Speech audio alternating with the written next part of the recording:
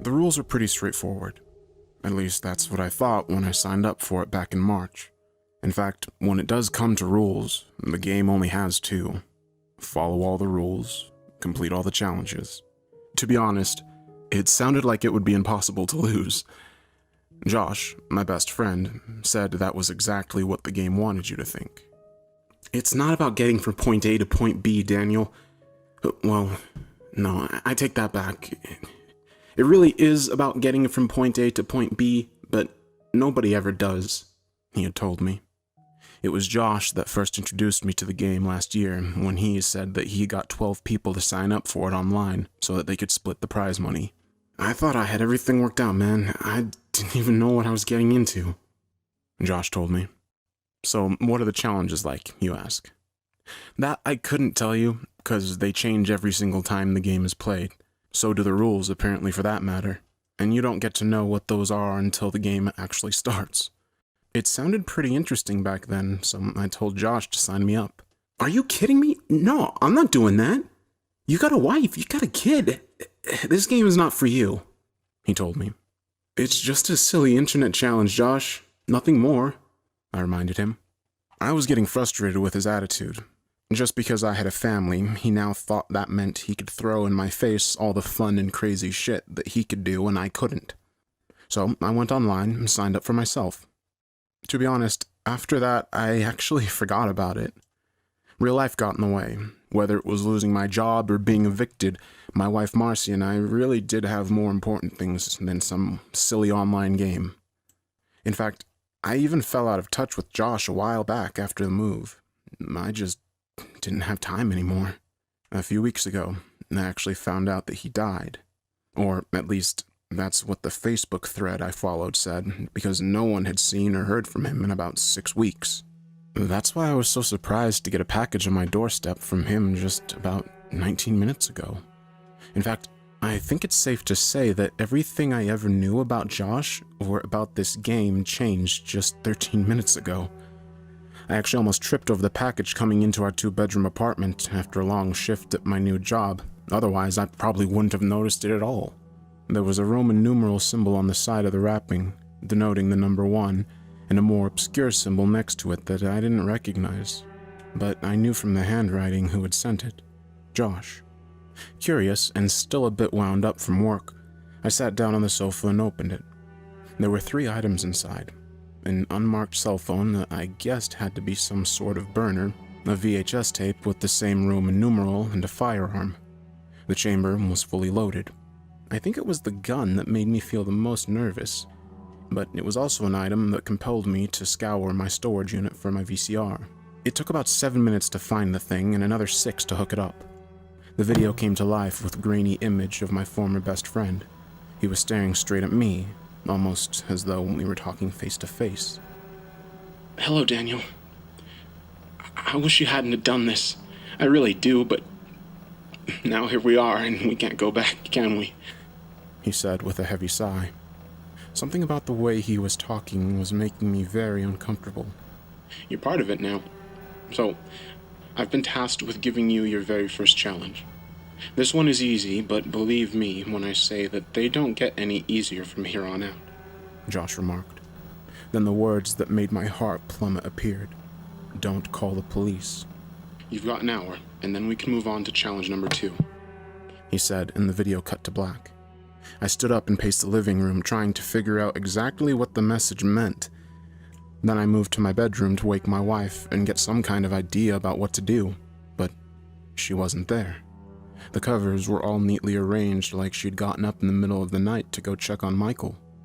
I raced to his room next, calling out to him. I pushed open his door. The scene there was enough to give me a heart attack. Clothes strewn about with signs of struggle, blood smeared across the walls. I knew it had to be Michael's. How could this happen? I had just talked with Marcy only 2 hours ago. I ran back to the den and pulled out my phone. Then I paused and looked towards the static-covered television screen. What would happen if I disobeyed the rules? Would my family be tortured, or worse? It made me sick to even consider. I put the phone down and sat down on the couch, trying to decide what to do. Each minute I've wasted since then, I've been trying to figure out the same thing. So, I decided to participate in this sick and twisted game, whether I like it or not. But I'm going to document each and everything they make me do. Maybe it won't help anyone, but if even one person hears about the 24-hour game, there's one more rule I think they should have included. Don't play.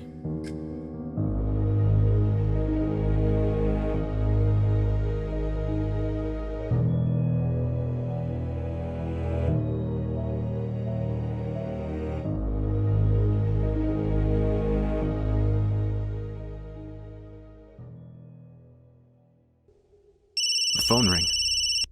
Listen, you motherfucker, if you hurt one hair on my family... But that was as far as I got. A loud screech made me pull the phone away from my ear, followed by a series of numbers called out by an automatic machine voice. It was all I could do to think clearly and jot the numbers down on a piece of paper as they were repeated one last time. I tried to get the phone to work, to call the number back, but got nothing. Instead, a text message from a private number popped up with the second Roman numeral and a single word. Go. I looked at the numbers that had been given to me and realized immediately what they had to be. Coordinates. Moving everything over to the kitchen counter, I tried to pull up the exact longitude and latitude on Google Earth, but found that they only led to some kind of chemical dump site a little over 10 miles outside of the city limits. There was nothing else out there, and as far as I knew, they didn't even let civilians go close to that place because of the radioactivity in the area. I double-checked to make sure the coordinates were correct, then grabbed a coat and ran out towards my car. If I sped, I knew I could get there before the hour was up. The challenge, however, became extraordinarily harder when I tried to crank up my Chevy and found that the engine wouldn't start. Son of a bitch! I muttered as I got out and popped the hood and went to see what the problem was. I used the flashlight on the burner phone to get a better look in the engine and saw immediately what had happened. Someone had come out and cut the wires to my car battery. I immediately looked around the desolate street, trying to determine if someone was watching me. Maybe it had been the same person that dropped off the package. I didn't have time to think about that though, since the clock was ticking. Instead, I just pulled up a video on YouTube on how to hotwire a car. It seemed the smartest thing to do at the time. Then, as I was hunched over trying to get the car to start, I heard the soft sound of police sirens nearby and looked up to see 2 patrol cars are pulling up to my address. 2 well-dressed police officers stepped out into the dim light offered by my garage, and the taller one remarked, "Excuse me, sir. Do you live here?" "Yeah, that's right. Daniel Stratton. I was just out trying to fix up my, my car has a bit of a wiring problem," I said. "We've had a few calls coming out of this area that there is a domestic disturbance," the second officer added, then glanced towards my door. "Is your wife home?" I felt my heart start to beat faster and thought about the blood smeared against my son's wall. No, her and my boy are spending a few nights at my sister's house. It's her birthday this weekend," I lied, trying to think quickly on my feet. I had only 38 minutes left to make it 13 miles, and if I could make these cops leave, I knew I could get there in half the time. "Mind if we step inside and look around your property?" Officer 1 asked. I swallowed hard, my brain firing all 6 cylinders to think of another convincing lie. It's not my place. I mean, not really. I just rent it," I told them, and added, "Management is a bit of a stickler when it comes to the rules, so I don't think they would want you poking around without a warrant." The second officer spoke into the radio that was strapped to his shoulder to get some kind of confirmation from the station, while I stood there, nervously trying not to sweat. "Are you planning to go somewhere this evening, Mr. Stratton?" Officer A asked. Just doing a little fiddling. It's a hobby of mine. It calms my nerves after a long day of work." The second man returned and conferred with the first before finally telling me, "All right. I'm sorry about all this, but it seems that there was another report made just 10 minutes ago, and it was by your wife. You'll need to let us in, sir." "I told you my wife isn't here," I said, panic gripping me as I tried to understand what was going on. "Sir, if you are refusing to cooperate, I can hold you for 48 hours just for obstructing a police investigation," Officer B growled. I sighed, reached into my pocket, pretending to pull out my key. Then I did the stupidest thing in my entire life and sucker punched the cop, pushing him straight back against the window of my car. In that split second, the first officer reached for his taser and was about to load it when we both heard the revving of an engine. We both turned our heads toward the street, and I saw a yellow Mazda screeching down the road. Officer A raised his weapon to keep me from trying to attack him, and was about to speak into the radio when the Mazda hopped the curve going at least 30 miles an hour, and in 3 short seconds hit the officer and rolled right over top of him. I fell back on the wet grass and shouted a few obscenities as I heard his bones break and the sports car slid to a halt right in front of me.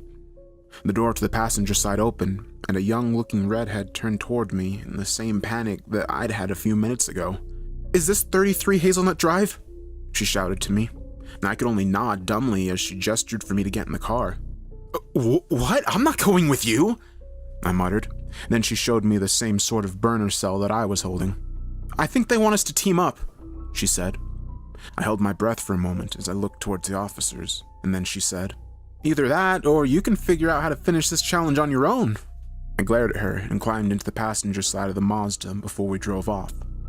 I've got 1,000 questions for this young girl, but right now, all that matters is making it to the dump. I get the feeling from there, we'll probably need to work together too.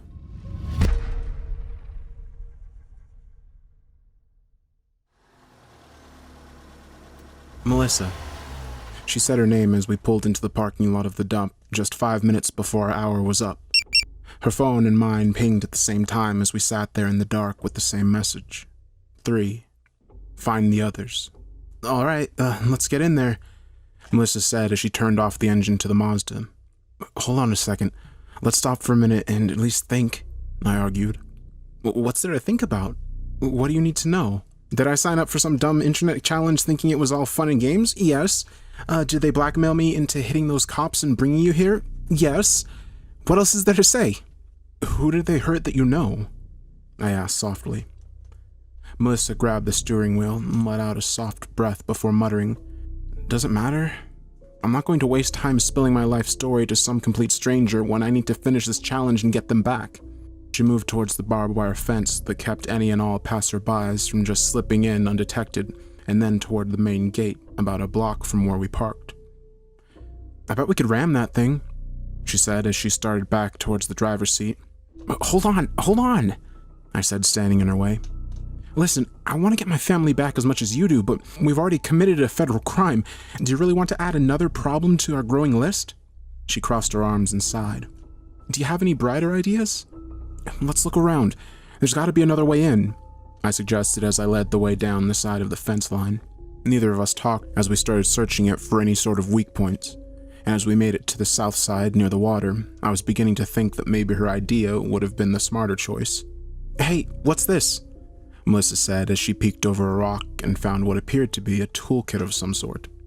I reached down and opened it to find a pair of bolt cutters, and then glanced towards the fence and said, "Look, it's our way in." I motioned her over towards one of the shorter spots in the fence where there was a gate that opened to the other side and said, "I'll hoist you up and you can cut open the gate." "All right," she said, brushing her hair back and taking the cutters. I knelt down and let the young girl lift herself onto my shoulders, and then gingerly lifted her up at least 3 feet into the air. I wobbled back and forth for a good 30 seconds as I struggled to hold her, and Melissa cut apart the wiring to slip over. "I think I can get over now," she called as I told her to hurry. I heard dogs barking from somewhere nearby, like there was some sort of search team in the area. I gave her a final boost and then looked up as the redhead slipped out of view to the other side. The barking became more intense as I shouted to her to open the gate. 3 tall, dark Dutch shepherds bounded around the corner, gnashing their teeth as they came towards me. I panicked and was about to pull out the gun I'd been given when Melissa shouted for me to get near the gate. "Don't waste your bullets!" she yelled as one of the dogs snapped against my arm, and I tried to cover my face. She opened the gate and pulled me, slamming the door shut as the second dog lunged for me.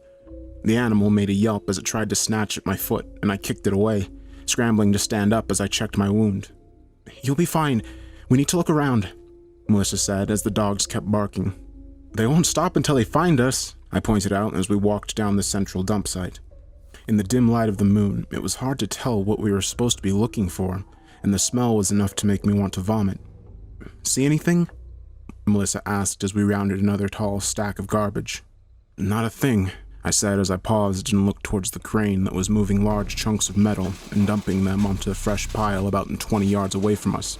"Maybe we're looking in the wrong way," I said as I moved over toward the pile and started to rummage through the trash. What are you doing? Melissa asked.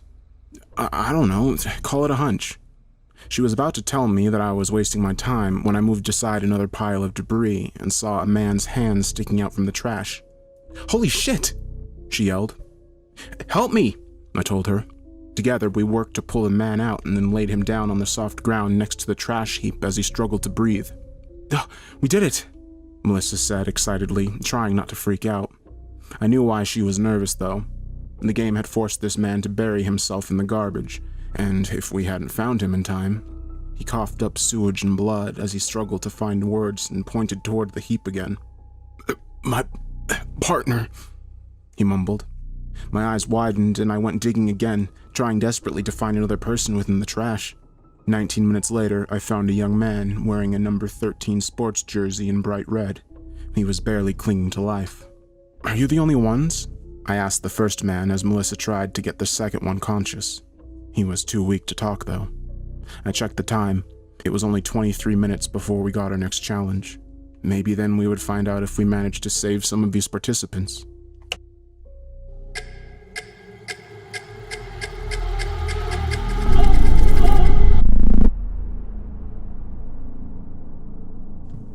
Melissa was the only one who brought her phone, but we spent the next 23 minutes moving the two men we had found away from the main site and toward an exit. The dogs were still barking wildly outside, trying to find us as I strategized an exit plan. We need to move. It's not safe here, I said as I checked my watch. They probably already found the Mazda and know about the hit and run, Melissa realized. We're sitting near the water. Maybe there's a ferry we can board to get to the other side, I suggested. At that exact moment, about 13 minutes early, the next message popped up on the screen. 4. Board the ferry. How the hell? I said, and then shook it off. It didn't matter. I guess we know that they're watching us. Big surprise, she said as she looked around. Okay, so we now know that there's a boat. Which way was the water? I paused to listen to the early morning sounds around the dump. Besides the continuous barking, I could hear the distant waves, and then pointed towards the northwest. The first man was more coherent by this point, and was checking to see if his partner was waking up. Wayne, come on, we gotta move, the first man said as he shook him and cussed softly. We can carry him, I offered, as I used my own body weight on one side and Melissa did the other. The man nodded, and then together we moved to the northeast exit. Melissa used the bolt cutters again, and then pushed the gate open to make it to the rocky beach. I fully expected there to be some sort of ship just anchored there waiting for us, someone that would provide us with all the answers. Instead, all I saw was barren shore. What the fuck? Melissa asked, when I saw a search team bounding towards us, guns raised and dogs leaping over stones to reach our spot. Come on!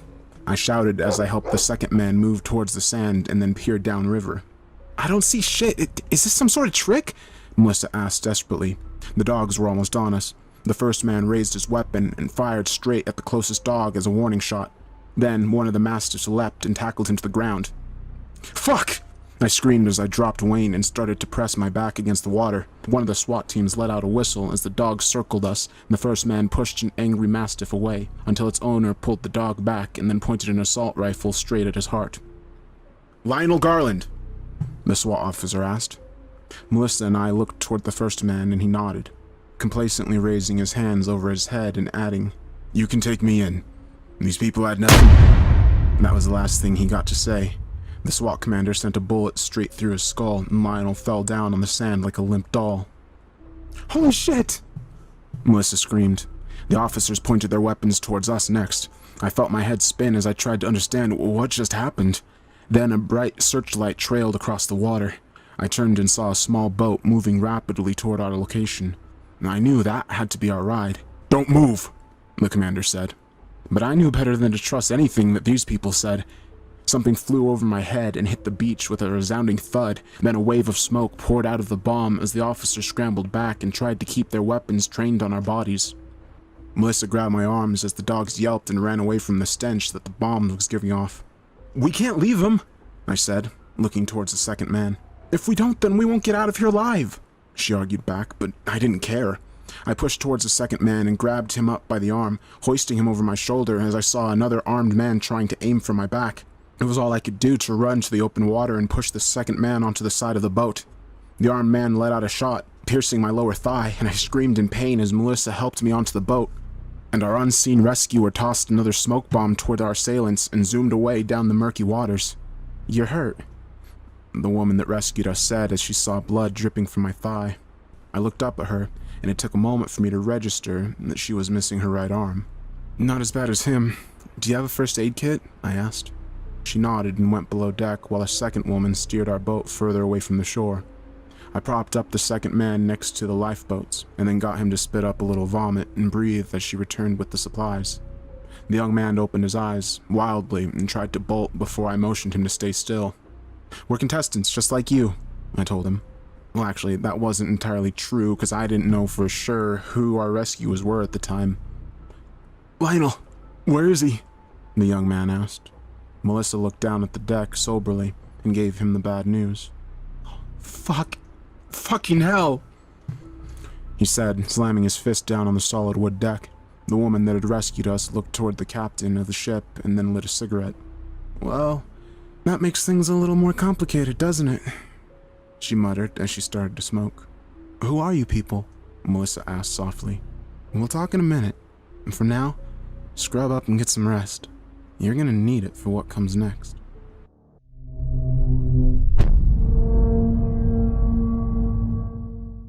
The three of us went below deck about 20 minutes after our rescue, although Wayne took the longest as he had to scrub some blood out of his number 13 jersey.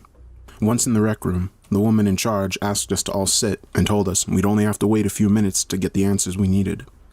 Wayne asked me briefly what I was doing. "I'm logging everything, posting it online for the world to know. It seems like a waste of time to me. You should focus on the here and now," he muttered. "What do you mean by that? Why do we have to wait?" Melissa asked. Her phone chirped with the response. 5. Talk. She looked at the phone in confusion and then tossed it down. "How the fuck are they doing that?" "Trackers and burners. They monitor your every move and know if you have failed to complete a task," the woman answered as she pulled out her phone and tossed it to me. "It's the same way I knew where to find you. They provided me a photo and a name. Melissa Walker, Daniel Stratton, Wayne Salisbury, Lionel Garland." She bit her lip and sighed before adding, "Except, it looks like I didn't fulfill my task, at least not 100%. I'll probably have to pay for that a little later in the day." "Well, that's all well and good, but you still haven't told us who you are and how you know so much about this game," Wayne pointed out. "Yeah, and I thought the challenges were supposed to be difficult. What's hard about just talking?" I muttered as I slid her phone back to her. "You might change your tone after you listen to what I have to say," our rescuer said as she motioned for me to dim the lights and then turned on some sort of projector. The machine whirred to life and a few static-covered images came up one by one. Eventually, there were 12 of them. "This is the team that played the 24-hour game in 2013. 12 strangers. They were strung together from an online forum with the premise that completing the game would land them the prize of a lifetime," she explained. The next slide showed 8 of the same group, except badly bruised, bloodied, or suffering from what looked like third-degree burns. Wayne covered his mouth in disgust. "These are the ones that made it out alive. If you call being in a medically induced coma a life, that is," she said. "What happened to the others?" Melissa asked nervously. "Disappeared. Vanished off the face of the earth. Most likely dead." The next slide came up and showed another group of 12. Melissa got up in a rush and ran outside to vomit at the sight of their brutal injuries. None of this group came back alive. They made it to Challenge 10 and never any further. I've done my best to try and string together what happened, but none of it's very comforting. "And you? Why are you here?" 2016 group. These were the best of the best, and myself included among them.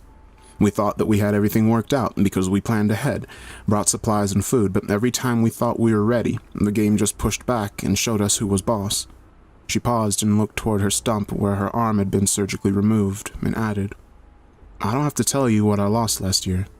"Bloody hell," Wayne muttered. "This is insane. Who are these people?" I asked angrily. "That's what I'm hoping to find out. I volunteered on this round to finish it, and to stop the game for good," she told us. "You can't be that naive.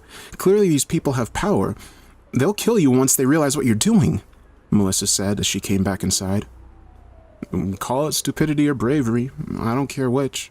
The only thing that matters is if you want to win this. You're gonna need my help, she said. Did the game tell you that too? Melissa sneered. No, Lionel did, the woman snapped back. The room went silent for a moment as the three of us that had been drawn there considered the gravity of the situation that we were in. The same question on all of our minds. What happens if we try to walk away? Wayne asked. I would think you already knew that, Mr. Salsby. Whoever or whatever they did to you to make you get this far, they'll take it away forever. I thought about my family. Do you really think we have a shot at winning? I asked nervously. If we work together, we can certainly try. I've only got as far as the 14th round, though, and that's when I had to take my losses, the woman answered as she looked towards the others. Now maybe you see why it's not so easy to talk, she added. Melissa got up and walked out again, clearly disturbed by the sudden turn of events.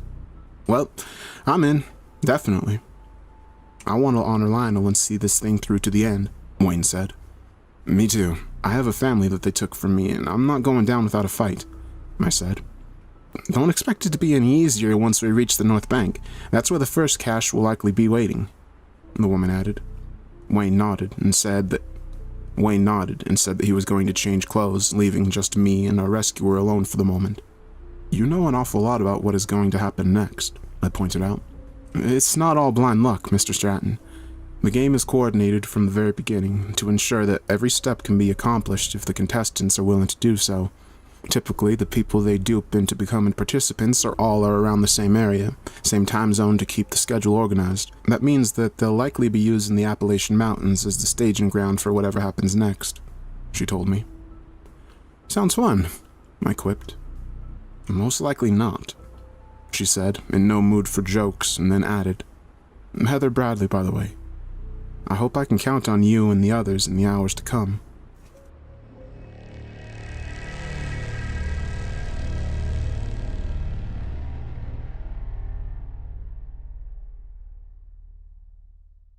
The morning sun was just coming up over the river, stretching out long beams of light against the small boat we found ourselves in. Melissa was leaning against the railing, watching the sun rise as we sailed towards the north shore. I sighed and stood beside her, trying to clear my head. What do you make of all this? Do you trust her? I asked. The young redhead looked at me and then scooted away. I don't even trust you. I don't even know if your name is really Daniel, she muttered. What? What's gotten into you? Just facing the facts. We're in over our head. I didn't expect this. I just wanted to... She started to bawl and shake her head before reaching into her pocket and taking out the burner phone. I don't give a damn what happens anymore. I'm done. She snapped and tossed it into the water. Hey, what's gotten into you? I asked. Her eyes are puffy and red as I stare at her, and then a sudden realization hits me. Those people from the past group. You knew some of them, I guessed. My dad. He joined the last group, probably right alongside our savior, if that's really what she is, Melissa said bitterly. How long has he been gone? I whispered. At least 9 months, maybe 10. I held out hope that maybe he was still alive somewhere, 'cause he didn't come back after he lost. He told me he still wanted to play this stupid game, she said. I shook my head in confusion, looking toward the water. It didn't make sense. Then Heather came out and muttered, Which one of you tossed the burner? Melissa sheepishly looked up, and then Heather showed me the new challenge she'd been given. 6. Retrieve the phone. That's crazy. These waters are ice cold this time of year. Plus, it's like 6 meters to the bottom. Maybe twice that much, I said. You think I don't know that? But it's what we have to do. If we don't, it's game over. No cash. No further instructions. We lose everything. Heather scowled. Melissa looked toward the freezing water in surprise as Heather sighed. We'll have maybe 40 minutes. Do we need to draw straws? Obviously I can't, she said, waving her stubbed arm as though it were a battle trophy. I'll do it. A voice chimed in, and I looked up to see her partner gesture for Heather to come take the wheel. Celeste, you can't. You'll catch hypothermia if you're in that water for any longer than 13 minutes, Heather argued. 19, actually. We came prepared for all kinds of situations. I don't see how this is any different," her partner said as she took off her turtleneck and stretched for a minute. "It's her fault. Make her go," Heather said, pointing towards the younger woman. "What? I... Melissa stammered. Wayne came out to hear what all the commotion was about. After briefly explaining the situation, he raised his hands up and said, "Hey, don't look at me. I can't swim." "Move aside. Watch the ship and I'll be back in a jiffy." "Wait, maybe I should go," I suggested. "This debate is wasting time. You still got fresh wounds that need to heal. Freezing water will do more harm than good," Celeste argued as she got down to the bare minimum of clothing to keep from being too heavy. Then Heather took the wheel and steered the boat as close to the spot where Melissa had dropped her phone before allowing her partner to jump overboard. I held my breath, trying to see how long it might take for her to get back to the surface. 3 seconds turned into 30, then almost a minute had passed by. "Do you see her?" Heather asked frantically. "No, nothing," Melissa answered. "God damn it.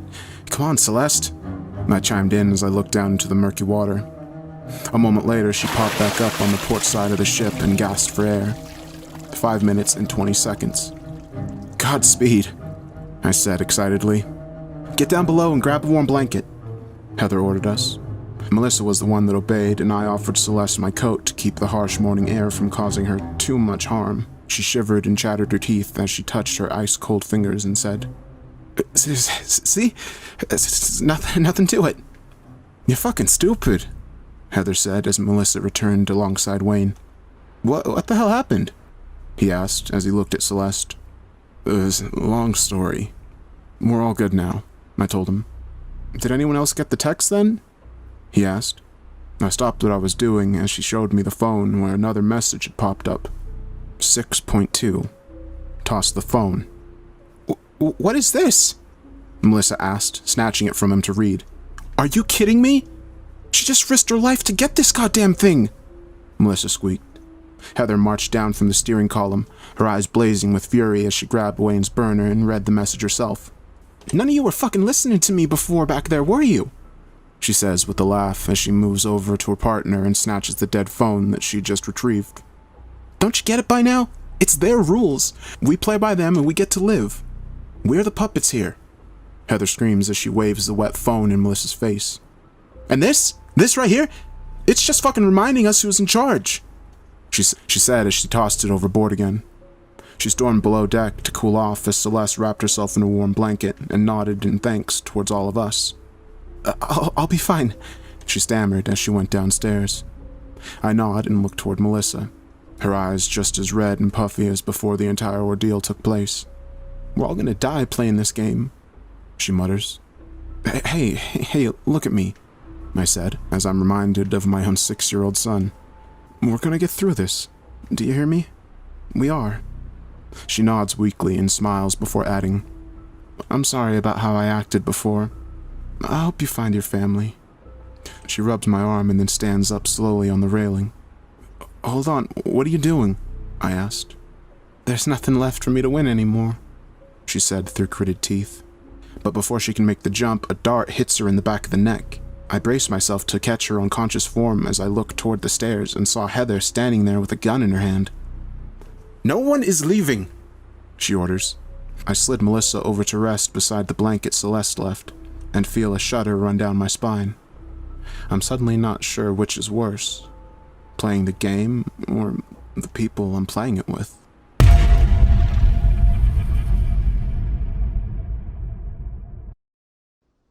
It was around 6:10 when we reached the shore, the wide ranges of the Appalachians stretching out in front of us with a raw beauty that, under normal circumstances, I probably would have enjoyed seeing.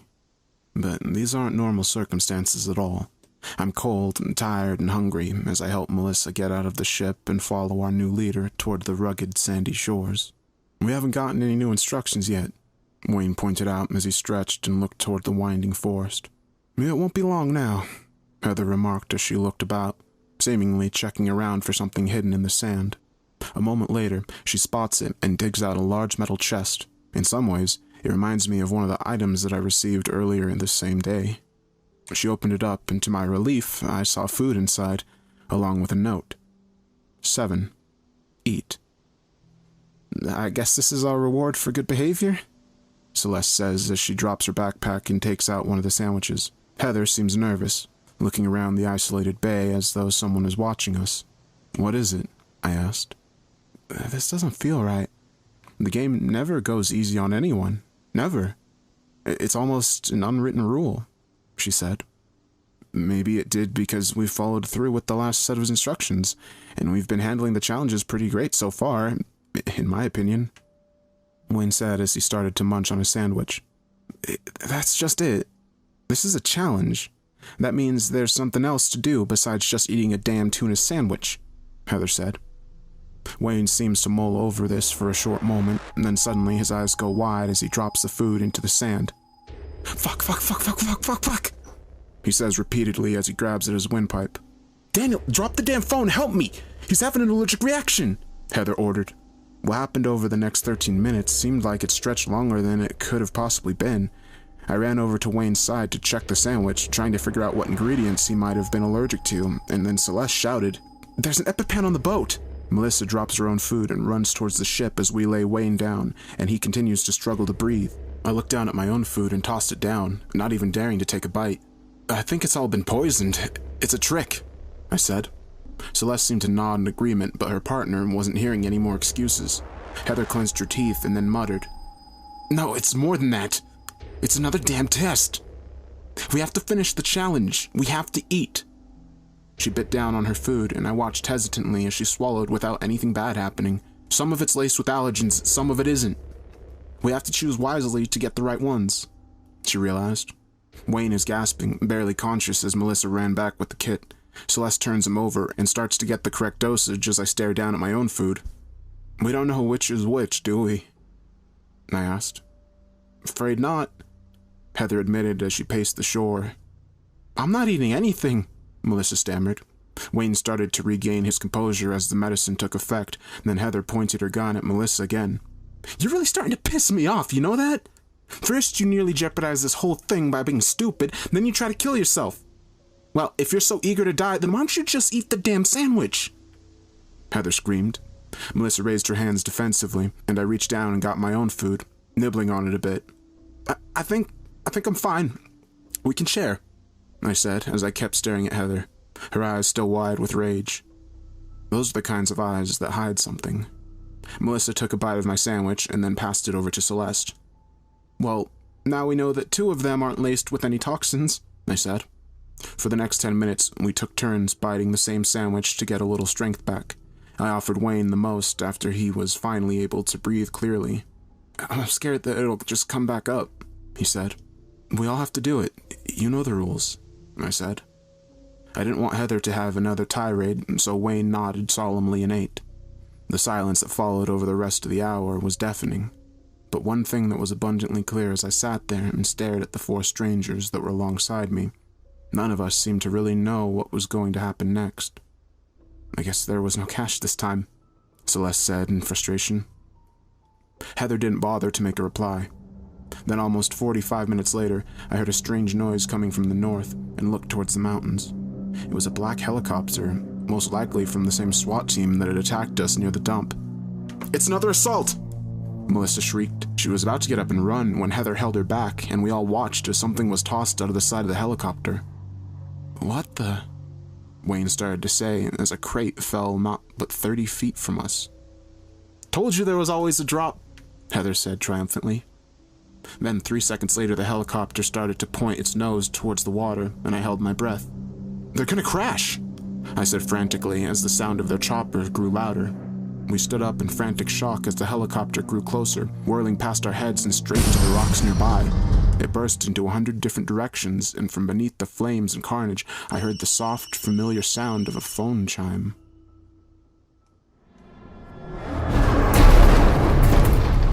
There, pinned down to the cockpit, was a young soldier wearing his uniform, pinned to the flaming metal by a long, sharp piece of shrapnel. There was no way I could see to get him free. The young soldier grabbed my arm. Beneath his mask, I could see he was shaking with fear, though he tried to hide it. We're gonna get you out of here, I said, even though I knew it was a lie. He reached into his other pocket in his suit and pulled out the cracked cell phone that displayed the next set of instructions from the game. He ordered as he pushed me away. Wayne tugged me away and the flames grew higher and higher. I knew there was nothing I could do, and yet I still wanted to try. That point became moot a few seconds later as the rest of the helicopter went up in a rising explosion. Wayne and I were knocked back by the force of the blast. I coughed and covered my face, desperate to crawl away from the disaster and towards the others. Heather and Celeste were just calmly moving the trunk across our small beach camp, seemingly unfazed by the events that just transpired. "What did he give you?" Celeste asked. I raised the phone up for them to see and tossed it toward Heather. "That? And let's not forget his life!" I screamed at them. Celeste nodded soberly while her partner just kept sorting through the supplies that the man had given us. "You're just a piece of work. A real cold-hearted bitch," I said, shaking my head in disbelief. "Look, we all made sacrifices to get this far, some of them greater than others. Trust me, when this is over, we can mourn each other and every one of them. But right now, we need to keep moving," Heather responded as she showed me what was on the soldier's phone. It was hard to determine exactly what it was, except that it was a photo. And it looked like a tree. Melissa looked over my shoulder to get a good look. "Is that an 8? She guessed. "Our next waypoint. There's no telling how far or which direction, except, of course, the way that this helicopter flew in from. Are you able to walk? I don't want stragglers," she said, glancing at my leg and then toward Wayne. "We're fine. Let's go," he insisted. Heather didn't bother to ask twice and marched straight toward a rugged trail that led towards the vast forest. Celeste pulled back from keeping up with her partner to walk alongside me and, apparently, have a heart-to-heart. "Let me guess. Heather is really deep down a good person," I muttered under my breath. "She used to be," Celeste said, which actually took me by surprise. "What happened?" I asked. "The game happened. Back then, she thought it was just a simple run. Dangerous tasks that got harder and harder as you progressed. That's what all the online forums said anyway," she explained.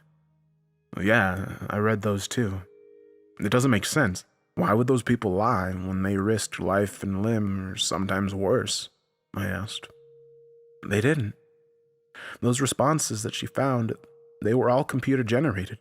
Each and every one of them, designed to lure people to sign up, to play this twisted game. A few things in my brain were clicking together, but it only made my stomach twist more and more. So, I take it you didn't go with her these last 2 runs?" I asked. "Well, I didn't, and she won't talk about what happened, but I know it changed her in more than just a physical way. Took her 6.5 damn weeks to be able to walk again after physical therapy last year, though," Celeste said. "If she lost so much, why is she here now? This is the 3rd time she's tried to finish," I realized. "I don't know, but I told her she couldn't do it without me," Celeste responded. Deep down, I knew that was another lie. A person like Heather wouldn't have stopped simply because of something so small. She is like Captain Ahab, and this game is her white whale, I realized. I can't even fathom what that means for us. Her humble Pequod crew. "Hey, I think I found something," Melissa shouted from behind. Our little entourage stopped its march, and Heather walked over to where the red-headed girl was standing. Sure enough, there was a tree with the correct Roman numeral on it. "Good work," Heather says, but before we can even get a chance to celebrate, Wayne calls out in the opposite direction. "Hey, it's over here, I think." I frown and rush over to him to get a good look. "Which one is it?" Celeste asked nervously. Heather took out her burner and snapped a picture of the marker. A simple message tells us what our task really is. Incorrect. "We have to find the right one," I said. The 5 of us move over toward the other tree and snap another photo, the same message. "Shit," Melissa said worriedly. "Spread out. We got 19 minutes to find the right one," Heather yelled. This time, none of us questioned her instructions, but as each passing minute slipped by, I started to feel a cold lump grow in my stomach again. There are at least 30 trees spread across 3 football fields' length of acreage. None of them were the right one. Then, as we only had 2 minutes left to spare, I heard Melissa scream. I dropped everything and ran to her aid, but it wasn't her that needed saving at all. There, in a tree marked with the same Roman numeral we were searching for, were 3 men, dangling upside down from branches with their bodies exposed to the elements. I held my breath as the burner I was holding chimed again, and I saw our new task. 8. Let them die. Celeste and Heather rushed toward the trunk of the large maple, and even our fearless leader held her breath in a stunned silence as she looked up at the men struggling to breathe. It was immediately clear that the trio had climbed up the base of the wide tree and then tied the rope to both their legs and around their necks, and then leapt from the height to be hanging like dolls. The way the knots were tied, though, prevented immediate strangulation, but rather a slow and painful death. Melissa was the first one to move toward the base, getting a good look at one of the men and screaming again, "Dad! Dad!" The man gagged and tried to speak something as he struggled, and Melissa turned to look at the supplies Celeste and Heather had salvaged. There was a sharp machete amongst the tools, and she grabbed it without a second thought. "Stop!"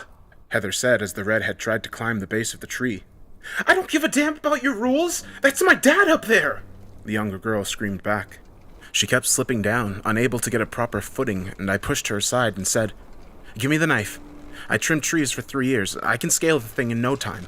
Heather clenched her fists and muttered, "You know I can't let you do that, Daniel." "God damn it! For once, stop thinking about this damn game!" I snapped back at her. Celeste didn't say a word as we stood there at another stalemate. "You help them, and your family's gonna die," Heather argued. I stared up at the tree, trying my damnedest to find a way up as I held the knife in my teeth. Heather moved toward me, using her full strength to yank me away. I turned around and slammed my fist in her face, dropping the knife as we scuffled on the forest floor. The others watched in a stunned silence as we struggled for a few minutes, and somehow, despite her disability, Heather got the best of me and pinned me down with the knife straight at my neck. "If you try that again, so help me, I will kill you!" she growled. I didn't say a word. I was staring past her, up toward the tree where Celeste was already halfway up. Heather turned and looked to see her partner near where the ropes were tied, and she started shouting, begging her to come down. "Celeste, God damn it, why does no one listen to me?" I held Heather back as Celeste got to work, trying her hardest to slowly cut the rope as Melissa and Wayne moved over to the supplies. There's a blanket here. We could use that to catch them when they fall," Wayne suggested. A fall from that height is going to break a few bones," Heather pointed out. "At least they'll be alive," I countered as I pushed her away and moved to help the other two stretch the blanket out. She just stood there, looking exasperated as Celeste continued to cut, the men barely hanging on to consciousness as she did. Finally, the rope wore thin, and Melissa's father fell down toward us in 3 short seconds. I gripped the sheet as best I could to help soften the drop, but just as Heather had predicted, all we heard was a loud snap of bones as his body crumpled onto the floor. Melissa screamed again and rushed to her father's side, trying to see if he was even conscious. For a second, there was no response out of him. Then, the bruised and battered man started to cough up blood. "Oh, he's alive! He's alive!" Heather stammered. Celeste was busy trying to cut the other ropes when Heather moved toward the second man and said, "This one's already dead." Her partner checked the last man to confirm the same, and then climbed down to where Melissa's father was struggling to breathe. "I'm a nurse. Let me see him," Celeste said as she got close. Taking what little medical equipment we had available, she checked his lungs first and muttered, "I don't think he's going to last long." Melissa grabbed his hand, her father starting to sob as they laid near each other. "There's nothing we can do then, but to get him some mercy," Wayne suggested as he turned to Heather to ask for the gun. For once, since I met her, I saw hesitation in her eyes.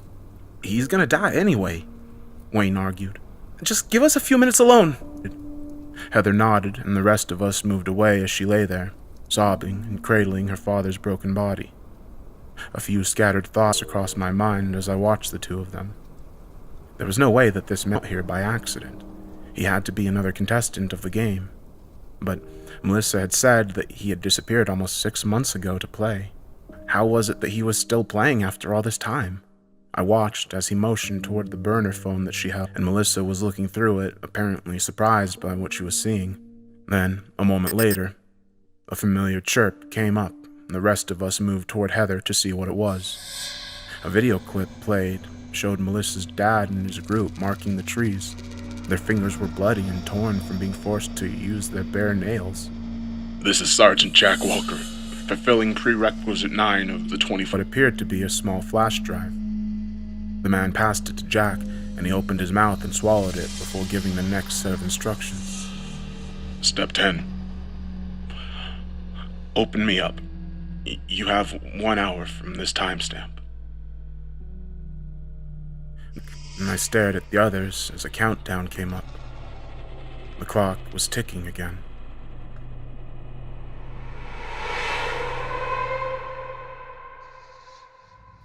It's been almost 10 hours since I started this game. 10 hours, and 14 to go. I know what's going to be coming after this. I'm not ready. I know it isn't going to get any easier. The only thing keeping me sane is the hope that my family is alive somewhere, being held captive and waiting to be reunited with me after I finished all these damn tasks. But now, after what happened there, in the early morning sun, in a secluded forest in the Appalachian Mountains, I'm not so sure that it's easy anymore.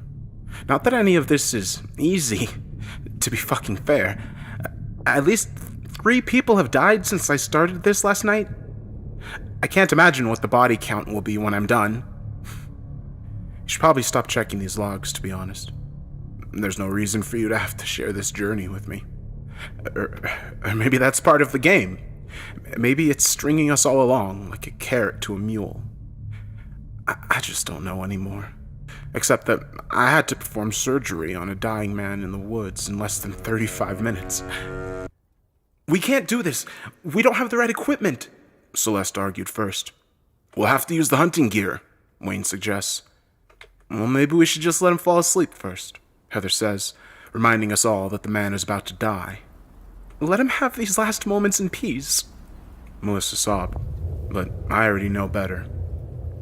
The game is forcing us to complete another impossible task. I was about to make the final decision when her dad spat up more blood and touched Melissa's cheek. Do it, he said in a frail voice. She clenched his hand and sobbed as we stood over him. Then Celeste knelt down alongside him and asked a few simple questions. How long ago did you swallow it? About an hour and a half ago, he stuttered. Where does it hurt most? And where the least? Then she took a few deep breaths and motioned Melissa and I to hold him down. It's probably still in his stomach, she realized as she gently pressed on the area, trying to feel around for it. Wouldn't something like that be dissolved by stomach acid? Wayne asked from afar. He seemed more uncomfortable than all of us as Celeste made the first small incision right below the man's belly button. Well, it's not likely. If it passed through his intestines, then it likely would have gotten stuck there, Celeste said as she started cutting deeper. I don't want to remember his screams. They were low because of his collapsed lung, but still, every cut she made was causing more and more excruciating pain to the man. Melissa squeezed her father's hand as tight as she could as Celeste went deeper. He stopped screaming, his body spasming as he went into shock. Stop! Please stop! Melissa begged. Heather moved over to pull the redhead away. It's killing him! Melissa screamed. Heather couldn't hold the girl, but already Celeste had proven successful. A pool of his stomach acid dripped out onto her bare palm as she began to stick her hand into the open body cavity. Again, Melissa's father moaned as Celeste searched, more of his acid spilling out like she had just gutted some wild animal. Melissa kept screaming as her father's eyes rolled back, and Wayne moved over to get her away. He's gone! Stop! He's gone! Wayne insisted. I looked toward his mouth and watched as her father took his last breath. Still, even after that, Celeste didn't stop in her search. In fact, she just went after it with more fervor than before, now that she knew that she wasn't causing any more pain to the man. Melissa sobbed helplessly as the nurse carved open her father's stomach completely, and then I heard her ribcage crack as she pushed it all the way open, and all the acid pooled out onto the floor. From amid all of that, Celeste spotted what we were looking for and snatched the small flash drive up, holding it like it was a trophy. But none of us had much to say as we stood there, staring at the man we hardly knew that had lost his life because of it. "Can we?" Melissa said as she finally came to grips with the reality of the situation. "Can we give him a burial?" Heather nodded slowly, letting Celeste and I use some of the larger tools to dig a shallow grave. I knew it wasn't a proper burial, having him left naked and exposed to the elements. I looked up at the swaying corpses in the tree, realizing that maybe it was a bit better than the fate of his comrades, and that maybe no animal would come along to disembowel his body any more than we already had. Celeste recited a Bible verse and then walked over to Heather. Wayne didn't say a word. He just slowly and silently made the symbol of a cross over his chest and moved away. Melissa just sat there, staring at the man that had raised her. I knelt down next to her, fully expecting that silence to continue. Instead, for reasons I can't fully explain, that young girl started talking, and I listened. It was his birthday when we suggested that he sign up for it. He's always had this spirit for adventure. Climbed Mount Mitchell last year, a whole 6,683 feet. I thought he could do anything. It's my fault he played this game. My fault he wouldn't quit either. She shook her head. Listen, it's not, I told her. It is. He made it to the 12th leg last time, and he had to quit because of some damn stomach bug. We lost the foreclosure on our house. We lost everything because of this stupid game, she said bitterly. I sat there in stunned, awkward silence, realizing that their greed had plunged them into this mess, and greed had pushed him to come again. I'm going to sit here alongside her for now.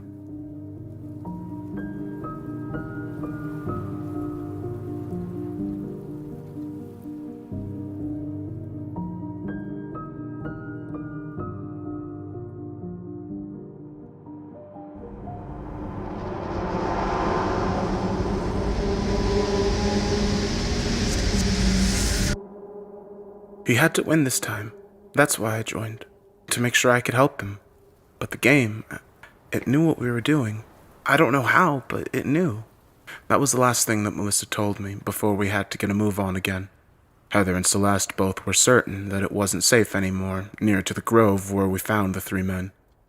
I could tell Melissa barely had the strength to walk, let alone answer the rest of the questions I had. But I knew that some of those answers had to be on the flash drive we had just extracted from her dead father's stomach. I voiced those concerns out loud and muttered, "What do you think's on the drive?" "I don't know," Celeste responded, looking to Melissa for a response. "It's almost 10:30. We need to take a minute to rest before we get on to our next task," Heather told us as we stopped near a babbling brook. None of us objected, and I got down on my hands and knees, scooping up fresh water as I washed blood from my hands and then took a drink. The burner phone we had taken from the helicopter pilot chirped as I kept washing my hands. "What does it say?" Wayne asked. "Shit." Heather was the one that said that, and it immediately got me worried. I stood up and checked the message myself. 11. Run. I don't think I want to know what that means," I muttered. The five of us looked around the quiet woods again, trying to anticipate some sort of danger. "Which way do we go?" Wayne asked. I was about to make a suggestion when I heard a noise from the east, and the way we had came. It sounded like a gentle rumble, and then I saw smoke rising slowly over the tops of the trees. There were helicopters moving off in the distance. "It's a fire!" Celeste realized. Heather grabbed up the backpacks as Wayne and I got our supply crate. Melissa just stood there again, still numb from the sudden loss of her dad. I dropped the crate as I heard the roar of the flames getting closer and moved to tug at her arm. "We have to go!" "Why? What does it matter?" she said angrily. "Oh, don't do this again. Not now," I urged her. The fire was almost to us. "I don't have any reason to keep going. Same as before, really. It's ironic. I waited 6 months to get my dad back, and then only for a few minutes to watch him die." Melissa laughed. "Just leave her," Wayne complained. And I shook my head and looked toward Heather, who was already bounding over the next ridge. Your dad wouldn't want you to die out here in this place. He would want you to keep going, to fight this for as long as you possibly can, I told her. She was staring toward the raging inferno like she was enticed by the death that it offered. But as soon as a tree smashed down near her face, she was broken out of her reverie and grabbed at my arm. We wasted enough time, and the blaze was surrounding us as I grabbed up the supply crate alongside Wayne. We moved forward to the north, my eyes searching the forest for Celeste and her partner up ahead. The inferno got stronger, pushing out toward the exterior of our trail. Somewhere above, I heard the roar of engines. More helicopters? Maybe part of the team that younger soldier had been on. They were the ones dropping firebombs on us ahead, and as our fivesome grouped up again near a ridge, I wondered just how many people this game had manipulated into being played. We're gonna have to climb, Heather realized as she slung the backpack over her good arm and slowly pulled up the side of the rocks. Celeste was right there alongside her, doing her best to help her partner with each precarious foothold as the inferno surrounded us near the ground. We can't get that crate up there, I realized as I dropped it and started to rummage through the supplies to see what was left that we could carry on our own. I grabbed a rope and another knife, then motioned for Melissa to climb alongside me, as he seemed the most agile to get to the top first. I could feel the fire scorching my skin as we climbed. I heard Heather scream out as she nearly lost her grip. Then Wayne reached the top and tossed the rope over for the rest of us. Celeste made sure that her partner went first. Then I hoisted Melissa above me as the raging inferno singed my back. I closed my eyes, flashes of Marcy and Michael crossing my mind as I thought that this was the end. Only sheer willpower kept me going. I climbed because of them. Their lives depended on my success. I stumbled over the edge as I reached the flat surface of the rock face, and Heather helped me the rest of the way, the two of us collapsing as we caught our breath. No one said a word for a long moment as we recovered and watched the blaze rage below. Then the phone chirped again, another impossible task. Fuck! Can't we ever get a fucking break? I asked as I turned to the others to ask what it might be, but none of them seemed willing to even make a sound. Well, what is it this time? Please, someone speak up! I shouted. Step 12. Congratulations on making it halfway through the day. Now it's time to take things to the next level. Eliminate one of your competition, Celeste said, reading the message aloud. I stood there looking toward all of them and knew immediately what the message meant. One of us wasn't leaving that writ.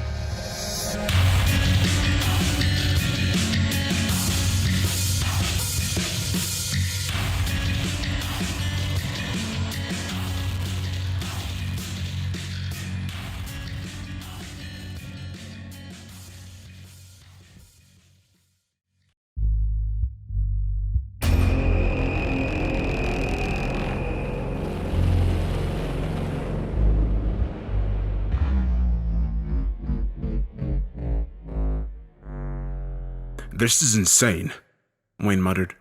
And nothing we've done before this wasn't? I asked bitterly. I shook my head, trying to figure out a loophole. We can't do this. We can't, I argued. We don't have a fucking choice, Daniel. Hasn't everything so far shown you that? Heather said as she paced the top of the ridge. I shouldn't have ever let you come along, she apologized to Celeste. We're going to do this together, just like we planned.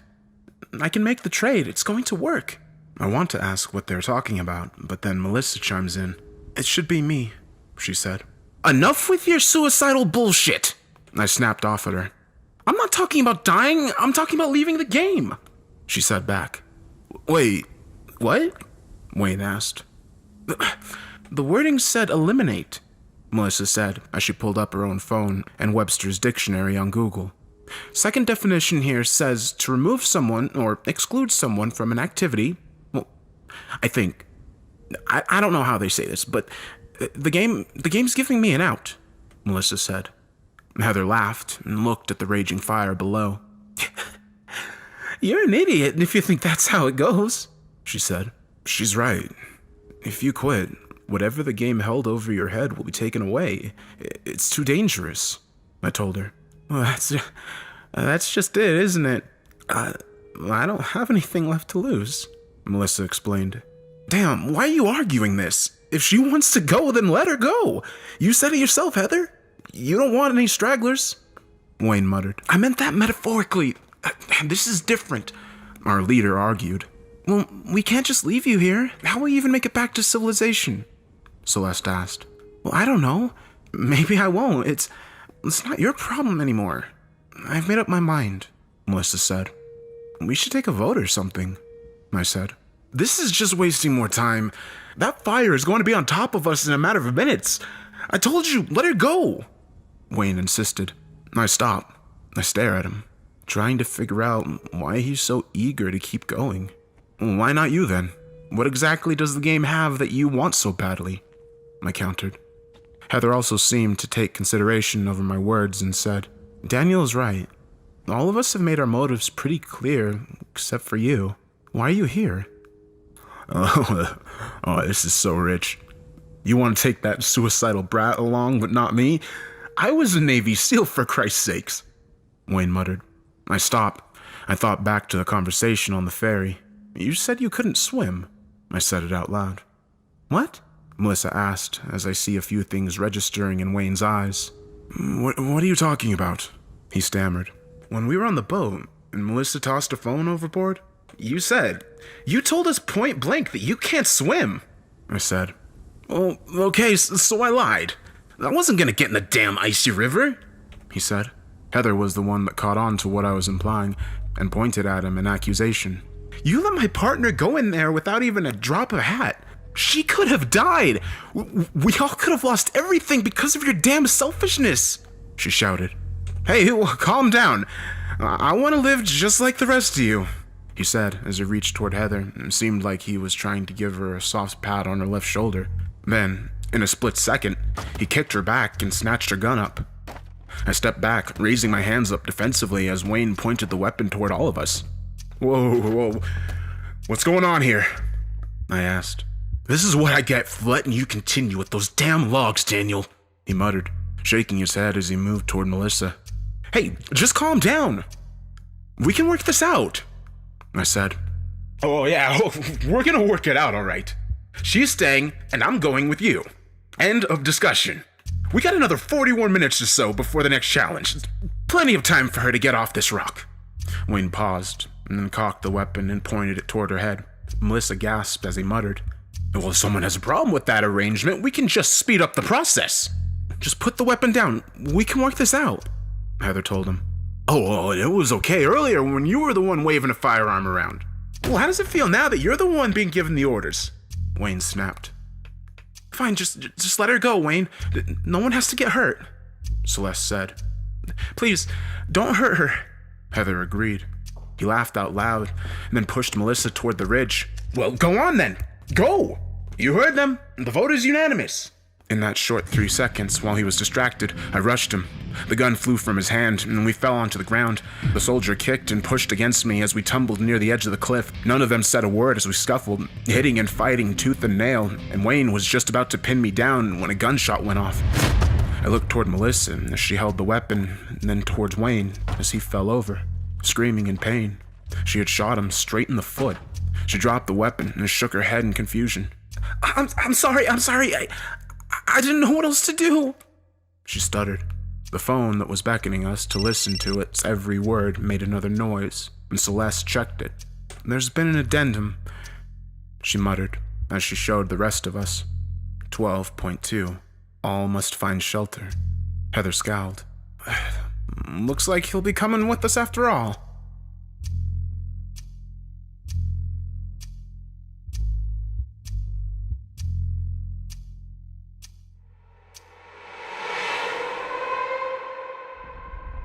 Celeste moved over to where Wayne was still cursing to the sky and motioned for me to help. As much as I didn't want to, given his sudden betrayal, I went ahead and moved to his side and lifted Wayne up. Melissa was still staring at the fire, probably thinking about how she wanted to leave this whole mess when Heather called out to her. Hey, little red-headed girl, let's go. As we moved further up the mountain, a gentle rain began to hit us. Wayne moaned and complained the whole way as we struggled to find a place to hide. There's gotta be a damn cave around here somewhere. Man up, I said to him bitterly. Another 10 minutes and we did find something. And it wasn't a cave though. Heather was the one to make the discovery as we reached another daunting rock face. I was half expecting we would be forced to climb the expanse, but instead, she was able to uncover what appeared to be a door to a bunker. "Let's get inside," she said as she pried the metallic door open. "You're pretty strong for a one-armed chick," I complimented her as the aged, rusty door creaked open. "Careful, she might start to think you're friends," Celeste quipped as we got inside. The bunker went down into the mountain, a long steel staircase that made resounding noise every step of the way. Finally, we found ourselves in what was likely some sort of locker room, and I placed Wayne down next to the wall. Celeste went to catch her breath, while Heather knelt down to the traitor amongst us. "Tell me who you are," she asked softly. Wayne just went and spat on her face. Heather calmly wiped it away as the soldier whispered, "Why are we pretending anymore? I think we're past that stage. You know what challenge we're at now, don't you?" I felt my heart race a little faster. "What is he talking about?" I asked. "Tell him, Heather. Tell him about this damn challenge. The one I'm wearing a damn football jersey for," Wayne remarked. I looked at both of them. Then Melissa speaks the question, and I can't seem to conjure up. "Wait, you two know each other?" she asked. "No, never met. Not before today." Wayne just reared his head back and laughed. "Man, if Lionel were here, the look on his face would be priceless," he said. "Heather, what is going on?" I muttered. Then the clock switched over to 1300 hours. Our mysterious contact chirped to life on the phone again. "The 13th challenge, it's always the same. I've played the 24-hour game 3 times now, and it's the one that I almost lost last time," she said as she stood up gravely, gesturing toward her lost arm, and then turned around and gave me her burner. "Go ahead and read it. I can explain everything after we finish the task," she said softly. I felt my hands tremble as I took the phone and saw what the message...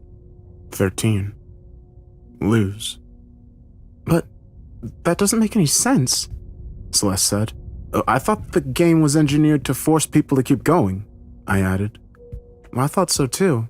The 6 of us that were still alive last time, we debated for almost a goddamn 37 minutes what the hell that message meant." Heather stopped and looked toward Wayne. 4 of us made it out the other side to see the next challenge. Not that I lasted much longer after what happened," she stuttered. "Your arm. You thought the message was telling you to interpret it differently, to lose something vital," I said as I looked toward Wayne. "Lionel cut her arm off," I realized. "Didn't have to make choice, did he? He told me everything. Oh, you already figured out by that point that the game considered a team task to be won if all the members cooperated fully. So you drew straws, decided who would get the short straw would be the one to lose." Wayne replied with a sneer. "And you drew the shortest straw," I said, looking back toward Heather. "There's no way forward if we don't take something away," she explained and then glanced at the clock. "We've only got about half an hour to decide." "How are we going to play this out?" she asked. I looked toward Melissa and Celeste for answers, but they were just as baffled as me. "Why your whole arm? Why not just your pinky or toe?" Melissa asked. "It sounds like a dumb question." Wayne laughed again. "We tried that myself on my first run. Goddamn, I remember hearing Charlie scream. We tried it, no dice. The game wanted more. And pushed us to our motherfucking limits," Wayne said as he spat on the ground. "I had a family. Just like you, Daniel. I didn't care what it took to make it to the other side. Bet you don't even remember me back then, do you?" he added as he spit at her. "Wait, it was you? You were the one that tried to stop me?" Heather said as she looked at the man and muttered. "Matthew, I thought you were dead." "Might as well be after what you did to Charlie. You got some damn plastic surgery done, though. Fooled you all, huh? Thanks to what you did last time, I might add." He spat as he looked toward me. "I tried to talk her out of it, Daniel, but, well, you've been with her for half a day already. You see how sober she is," Wayne said maniacally. "So you made the call, and Charlie took the cost. Then you all paid the price when you failed later on. In more ways than one," Heather said. I swallowed hard and looked toward the others, trying to figure out how we could do this. "What happens next? Maybe it'll give us an edge to expect," I said. "The challenges that we made it through after this weren't the same the 2 times I went. I failed around 14 in 2016 because no one wanted to go on. And because of Charlie, and in 2017, I lost last." She stammered. "We need to pass this round. All these damn questions can wait," she said in exasperation. I stared at the clock, then toward the rest of them. Melissa is the first to offer a suggestion. What if we did nothing? Heather shakes her head. That's not an option. Well, have you ever tried it? I argued. The game doesn't work that way, Heather said. It was her partner that spoke up. Or maybe it does, Celeste said. It's more than just physical challenges. We've all seen that by now. It's mind games too, just as much.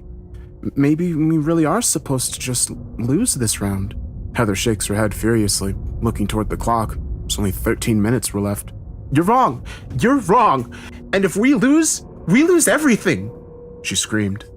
Celeste moved toward her and grabbed her, shaking her for a minute. Look at me! She insisted.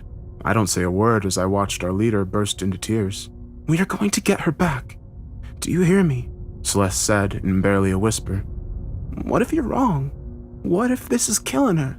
Heather mumbled. It's not. You have to trust me, her partner said. The clock ticked down. 10 minutes left. 9.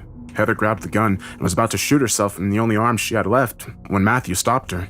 Don't do it. It's not worth it. You know that, he said. The soft words were enough for her to calm her nerves for the rest of the hour. Then, finally, all the way down to 1 minute left, we stared at the phone, waiting for some announcement of our failure to complete the task. Then, as the clock moved to the next hour, all we heard was a familiar, congratulatory chirp. Heather could only burst into tears.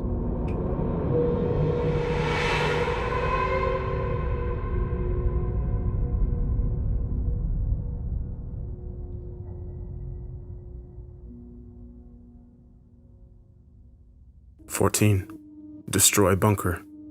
We had made it this far, but now, as we stood there in a dusty locker room and I watched a woman cry over the loss she had suffered almost 2 years ago, I wasn't sure that I wanted to go any further. Wayne, that is what he insisted on us calling him, was the one to break the tension, laughing again, almost maniacally, as he winced in pain from the wound that Melissa had given him.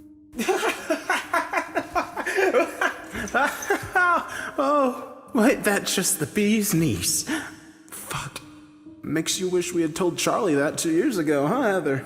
She stopped crying, if only for a moment, to punch him square in the jaw. Enough, both of you, Celeste said as she pulled Heather away. What's really going on here between you two? Don't lie and say it's about money. What are you really trying to do? I asked. Wayne doesn't say a word as he spit out a bloody tooth. We always have a damn plan, Heather said, shaking her head sourly. And it always goes to hell, Wayne added. Then why are you even trying again? Don't give me any bullshit. I want the truth, I told him. Celeste looked toward the floor and sighed. We can't tell you. We're not allowed. What? By who? I asked. The game. I made that mistake 2 years ago. I was almost at the end of all this shit. Everything was going perfectly, but I disobeyed one of the earlier rules. I was told never to speak about why I play the game, Heather said. Fine, whatever. Keep it a big, dark, mysterious secret, but at least explain how he's mixed up in all of this, I said. I was hired. Actually, my whole fucking team was. Me and Jack were the only ones who came back alive, Wayne said.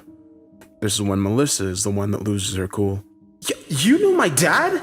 You knew he was out there and you didn't fucking say a thing? She shrieks.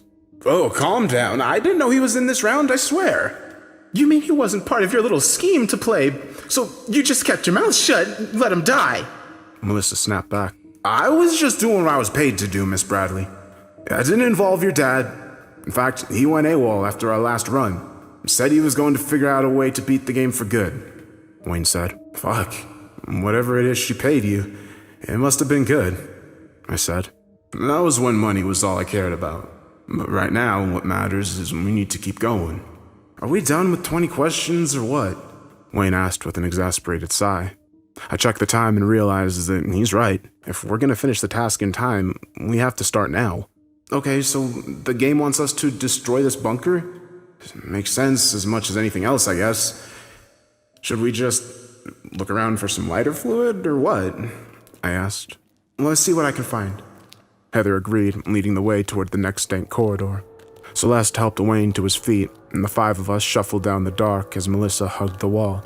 I could tell she was even more uncomfortable than ever before. And I started to feel that I was the only one who had never heard of this damn internet challenge. It actually made me wonder for a moment what Josh's motivation was, why he had convinced me to join in the first place. It bothered me so much that I had to speak up about it.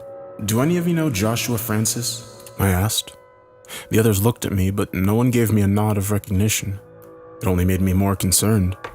We made our way in a wider portion of the bunker, where it appeared that there were several rows of older-style computers. It reminded me of something you might see in an old 90s spy movie. "What is this place?" Celeste asked.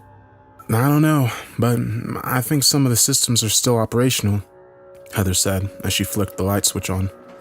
A short moment later, she activated one of the terminals, and a few other gears and parts around the facility started to grind to life. "Some sort of research station," I guessed, as she started to use the mouse and search for something on the databases available. "Bingo! Map!" She pulled up a schematic and studied it for a long moment while Celeste began to tend to Wayne's wound. "You guys probably should have hashed out your baggage before snags like this," the nurse quipped. "If we're being fair, I didn't expect to have to be babysitting a housewife and a toddler," Wayne said, gesturing towards us. "Hey, we saved your life!" Melissa barked out. "Fine, whatever. I'll figure out a way to repay you later," the soldier said, rolling his eyes. I looked over at Celeste as she was wrapping up his foot and remarked, "Do you still have that flash drive? The one that Jack gave you?" She nodded and passed it to me as I looked towards the terminals. "Well, I wonder if it would work here," I muttered. "I found what we're looking for.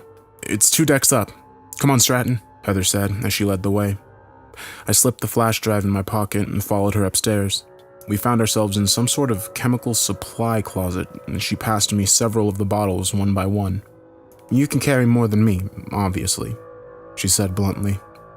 I nodded, and we began to pour some of the chemicals down the stairs and back to the control center. "That ought to get the job done, because we still need a way out," Heather said as she lit a cigarette again and muttered, "Everyone, hold on to your butts." She tossed it towards the inferno, and it burst out in a massive explosion in the stairwell as we watched in shock. Come on, let's get out of here," Celeste urged as she was getting Wayne to his feet. Then suddenly, the other monitors on the screen activated. We found ourselves staring at a figure tied up and gagged to a chair in a room approximately 3 floors above us. I hold my breath as I look toward the flames. The figure is the man that led me here, Joshua Francis.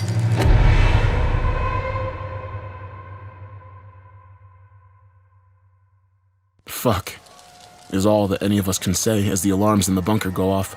Heather is pacing, trying to figure out what to do as I stare at the screen. 100 questions racing through my mind. Only a few mattered, really. Why was Josh here? How did he end up here when at midnight I saw a tape of him forcing me to play this twisted saw shit? Then our next assignment flashed on all the monitors. 15. Save contestant.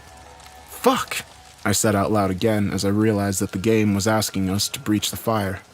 To run headfirst into the blaze and save my friend. "Holy shit," Melissa said as she stared at the screen.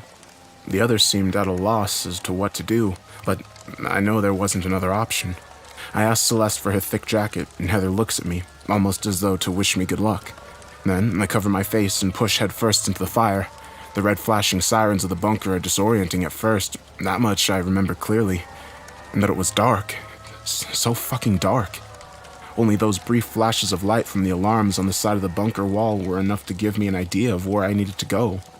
Floor 2, 30 more steps. Floor 3, 30 more steps.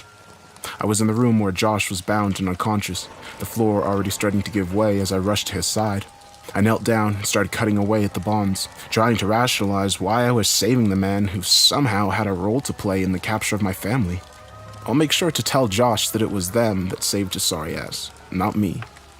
That's what I thought at the time as the inferno spread rapidly throughout the room. I broke them loose, and Josh slumped over straight against me as the flames hit my backside. I've made it this far. I can make it a little farther, I think to myself. I push his dead weight up and look toward the door. The entrance I had come through is collapsing on itself as I scramble to find another exit. There ain't one. I know that I'm going to have to make one. I sat Josh down and rolled him on his side in case he started coughing up some shit, and kicked at the weak tiling below our feet. A few seconds later, it fell open, and I called out to my companions. Celeste and Melissa are standing there a minute later. I'm gonna lower him down, I said as I lifted Josh up by the shoulders and then slowly pushed him through the hole. I could hardly keep myself from collapsing in exhaustion as I did, and the others were able to get him to safety as a blast of fire hit the left side of my face. I screamed and cussed and jumped down to the floor below. Heather took off her long shirt and tossed it over to me to cover my already blistering face as we all moved toward the exit of the bunker. As we make it outside, all of us collapse on the wet grass and a burst of fire shoots out of the metallic door. I know it sounds like an action movie, but we barely made it out with our lives. I laid there on the ground in pain as I held the red shirt that Heather had been wearing over her tank top against my left eye. "Keep it on there," Celeste ordered me as she walked back and forth, checking my injury and then Wayne's. Finally, after what seemed like forever, Josh is awake. He coughs and staggers to breathe as he looks about the group, his eyes focusing on me. "Danny?" he asked in confusion. If I wasn't in so much pain, I think I would have throttled him. But instead, none of us say anything as Heather takes off her backpack and passes the last little bit of food we had left from this morning. We all know that we made it past this challenge, and I can see the sun is reaching the evening glow as the gentle rain we experienced before transforms into a light shower. It's almost like God is trying to give us a boost to finish the 24-hour game. I can feel the soothing raindrops hitting my burnt scalp and trickling down my face.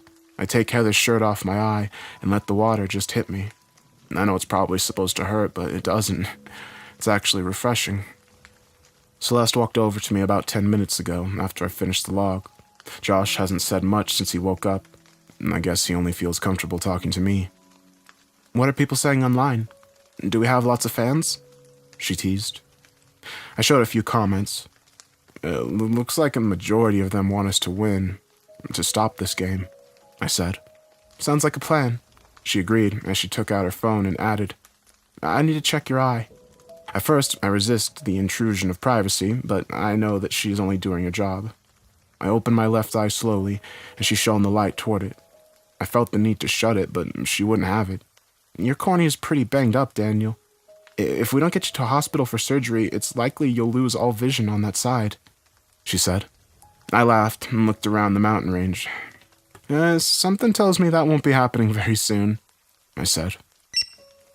The phone chirps again, as though to let me know that I'm right. "All we can do is push forward," Celeste agrees, but I know we both are dreading whatever insane task will come next.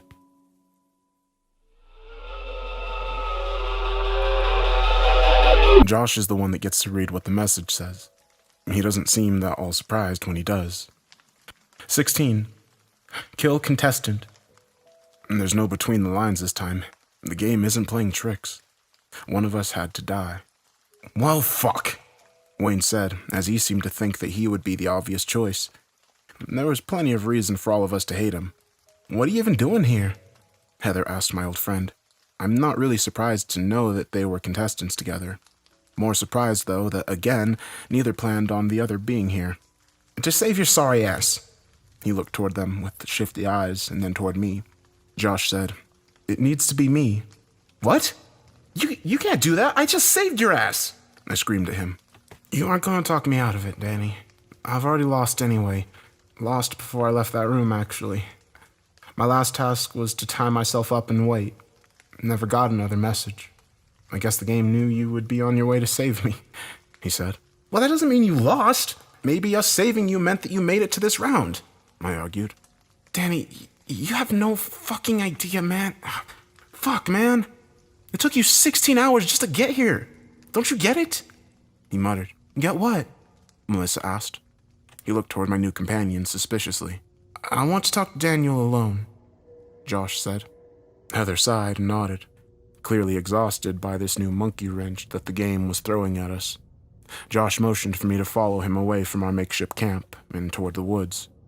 Once we were out of earshot, he muttered, "You've got a lot of questions, I'm sure. That doesn't even begin to describe what is happening and what has happened to me today, Josh. But all that matters is where Marcy and Michael are at. Tell me that. I won't care about anything else," I said. He sighed and rubbed his forehead. "They were still alive last I checked, and I'm pretty sure the game is leading you to them," Josh said. "Leading me? What do you mean?" I asked. "It's just simple math, Danny. The game is stringing you along to take everything away from you. Why else do you think it forced me to recruit you, to kidnap your wife and your kid? Do you think that I wanted to do any of that shit? He said. Because you lost the last time you played, I said. Well, damn straight I did. And do you know why? He said, and then gestured toward the camp. You're fucking friends. I was with that team, Danny. Don't be fooled by their charm and smiles. They are cold-blooded. Did they tell you what happened to Charlie? He muttered. I don't understand. You were here 2 years ago? I asked. Well, obviously not here as in this spot. Last time the game started, we were up near Toronto. Last round I was in was near Lake Ontario. The instructions for the round were simple enough. Throw someone overboard. It was round fucking 9, and they were already prepared to kill someone just to get what they fucking wanted, Danny! He screamed angrily. I felt my palms get sweaty as we stood there. And what is it exactly that they wanted? I whispered. Hell if I know! They left me to drown! I was lucky the Coast Guard picked me up, he said, waving his hand dismissively. He turned back toward the cliff edge, seeing Heather and Celeste's silhouette outlined as the sun started to streak out bursts of orange and red. So why did you play again? You said that the game forced you to? I asked. It did. It does that to anyone that loses. Makes them keep the game going. When I got home, I found that I had nothing in my bank account. I had to declare bankruptcy.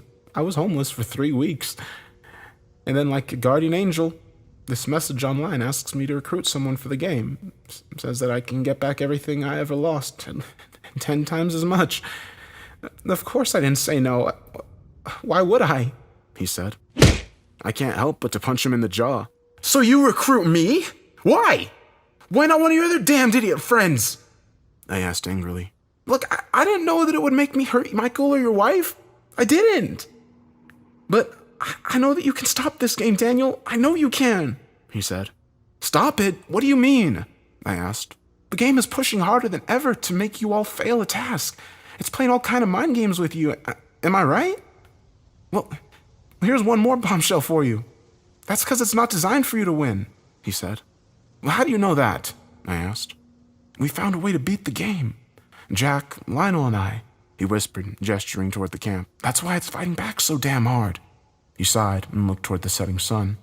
They're not going to let that happen, though, he added as he glared at his former teammates. The game will see to that. They might surprise you, I argued. There isn't time for this, Danny, he said as he grabbed me and muttered. Marcy, your son. They're in a mansion nearby. You can get there, save them, get out of this before it takes everything from you, too.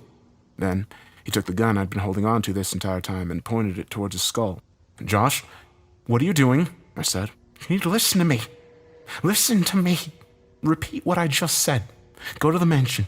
Save your family. Trust no one, he ordered. The others are seeing the commotion that he's making.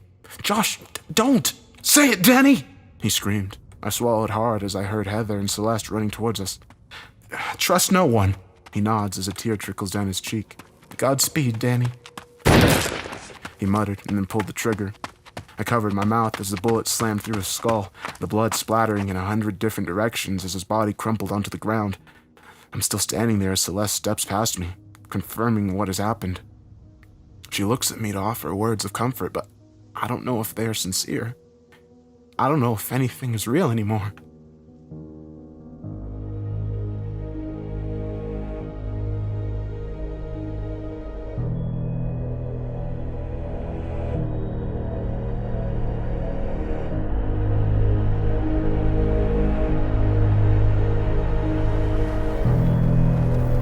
Wayne and Celeste helped me move Josh's body toward a bonfire that Heather started. It seemed a fitting end to him, given the circumstances. To keep us warm is a noble sacrifice. As we pushed his body into the flames, the sun dipped almost out of view. The twilight was taking hold of the mountains as we sat there, all of us in some way lost and confused by what had transpired. I can barely see out of my eye, and I'm doing my best to keep from getting an infection as the rain drizzles down over us. Then, as we settle down around the fire, Melissa's phone is the one to chirp, and all of us begrudgingly look to see what the latest task is. 17. Rest. No arguments here, Wayne said as he laid down and rubbed his sore leg. I shook the cold, wet rain off my body and sat crisscrossed as Heather muttered, I've never made it this far before. Is the game really rewarding us? I shrugged, too tired to even talk, but I still knew that I needed answers about what Josh had just told me. We need to conserve battery power, Celeste suggested, and dim the lighting on the cell phone while also switching it to silent mode. Is it gonna last the rest of the day? Melissa asked worriedly. I don't know, Heather admitted. We were now all in uncharted territory. I sighed and looked at them. Time to confront the elephant in the room. I scooted over to where the one-armed lady and her partner were at and said, Before we go any further, there's a few things I need you two to answer for me. Celeste looked toward Heather, and the two of them nodded without hesitation as I asked my first inquiry. Charlie, what happened to him? Challenge 13, Heather whispered softly. Last year, when I lost my arm, we were all being held up near an abandoned school in South Ontario. It was so fucking hot. It was middle of fucking August when we played, she added. But 2 years ago, you cut off his finger, and the game didn't accept that. No new message, I said as I drew my own conclusion about what happened next. Charlie killed himself, didn't he? The rules said to lose. I thought, we all thought that meant that we had to sacrifice something, Heather said, her voice shaking. I just sat there in silence and looked toward Josh's body. So after you lost, you were instructed to recruit others for the game. People like Lionel and that pilot, I assume. What about Josh? I thought you said you didn't know him. Not by that name, no. We've been through this before, Daniel. We wanted to have a strategy about how the game would force us to play. Certain elements were common. We knew that it would be the same time zone when it started, so we all maintained clear communication with each other. When the game started, we all knew eventually it would bring a total of 12 contestants together in one way or another. Never knew what it might lead to, Heather said. And you two started together. You worked this all out from the very beginning, I guess. Neither of them said a word. We need to get some rest. Got to follow the rules, Celeste said as she laid down and closed her eyes. I looked toward Josh's corpse as the flames grew into the evening sky. That's what you two have been doing all along, isn't it? Following the rules. You came into this game on purpose, determined to see it through to the end, but the game expected that. It's been playing both of you this whole damn time, ever since it forced you both to participate. I said, firmly convinced that my theory was right. Heather and her partner don't say a word, and close their eyes as darkness falls over top of us. I know that I'm right.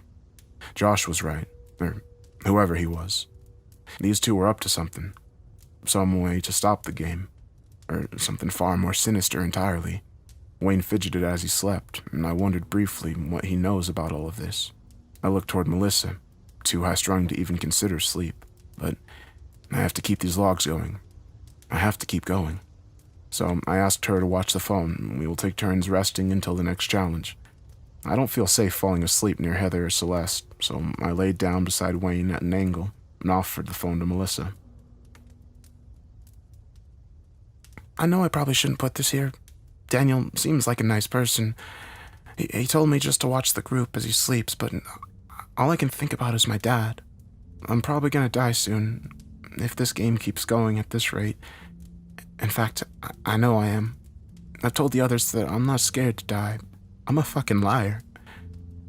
I don't want to lose. I don't want to be gone. Daniel and the others are right. Dad wouldn't have wanted me just to roll over and give up. God, I'm tearing up just as I write this. I'm so sorry, Dad. I'm sorry I made you play this game. I'm sorry I convinced you to let me help you finish it. But I think now I'm realizing what none of these people are willing to accept. This game can't be won. It's gonna push us to the very edge, and then hold us there and force us to jump. I can feel it. I'm so fucking scared. I don't want to be. I need to do something to stop this, but I know I can't. All I can hope for is that maybe saving one of the people I'm here with. If push comes to shove, I'll do it. Dad, I'll sacrifice myself to save them. The way you sacrificed yourself to save me. I promise. The hour's almost up. I'm gonna have to wake them up soon and get some rest myself. I gotta follow the damn instructions. I'm going to wake Daniel up now. I hope he doesn't read this. Fuck it anyway. Melissa passed the phone back to me about 10 minutes ago. She asked me not to look at what she added to my log, and I can't help but feel obliged to honor her request.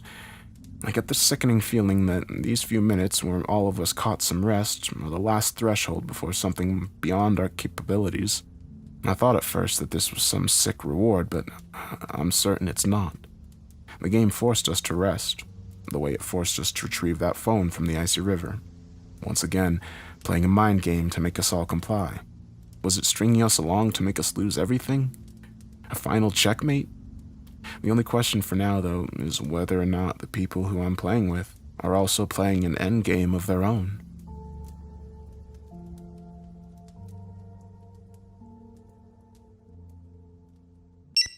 Like clockwork, our last remaining burner phone buzzed and Celeste checked it. It actually made me pause and realize how customary all of this has almost felt at times, but there's still an adrenaline rush each time. Is this what lulled people into playing the game all along? Some enticing offer of unknown adventure? I can't help but wonder if this strange game was ever meant to actually be fun and who even created it. I've been thinking about that a lot, actually. Ever since we left that bunker and Josh told me what he did. "You can't stop this game, Danny." Those were his words, but I have no idea what they mean. I have a feeling, though, that some in the group I'm traveling with do. Those who played the long con this whole time. But I didn't have much time to think about that, as Heather grabbed her backpack and moved toward the western ridge where we were resting. There's a river down below, and before I get a chance to ask what she's doing, the disabled woman tosses her backpack down to the water below. I said slowly as she flashed the burner phone in my face.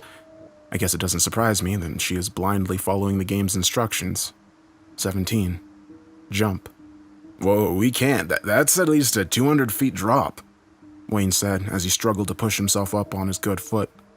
"He's right. It's too dangerous. We should climb down and jump from a lower level," I suggested.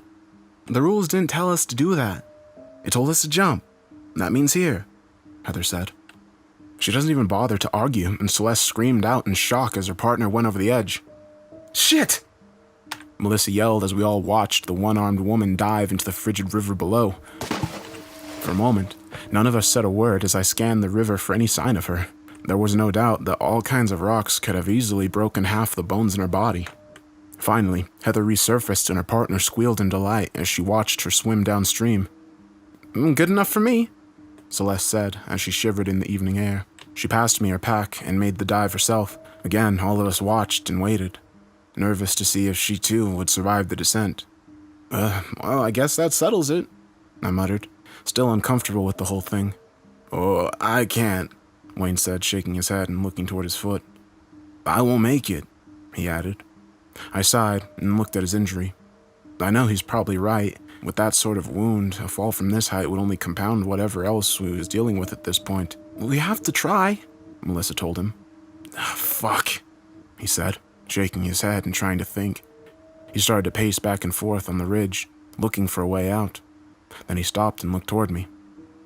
"You got that flash drive, right, Daniel? The one Jack gave you?" he asked. "Yeah, I got it right here," I said, taking it out of my pocket. "Give it to me, and the phone," Wayne replied. "What? Why?" I asked in surprise, then realized it. "You know what's on it. What matters is that we're about to jump into a fucking river, and I'm the only one that is wearing a waterproof vest under my clothes. If you want that drive to survive, I'll need to take it down," Wayne said. He shook his head and muttered, "This is what I get for signing up for this shit twice." I want to ask him so much about what he was saying, but I know that each moment we waste, he might reconsider his position, so I offered him the drive. Melissa and I watched as he braced himself, slipped the drive into his protective suit, and then leapt down the cliff wall. Come on, I said. Finally, we saw him wash up against the rocks, swaying against the muddy shore as though driftwood. "He's unconscious," Melissa realized frantically. "We've got to get down there," I shouted as I placed the burner in my pocket and then extended my hand to her. The teen redhead swallowed hard and took it. We jumped together over the edge of the precipice. Pain shot through my whole body when we hit the river, cold and pain. I held my breath and closed my eyes as I fell. Melissa screamed as we hit the water. We plunged below the surface, my body crashing against the water as I lost hold of her. I couldn't see or hear anything. I felt the river push me downstream as more rocks hit my bruised stomach and abs. Finally, I grabbed at the surface of the shoreline, gasping and coughing for dear life. As I opened my one good eye, Melissa was close by doing the same, both of us exhausted and wet as we tried to recover. Heather and Celeste were nowhere in sight. I know they've pushed on ahead, likely already receiving another message from the game in some shape or form. Wayne laid against the rocks, unconscious but still clinging to life.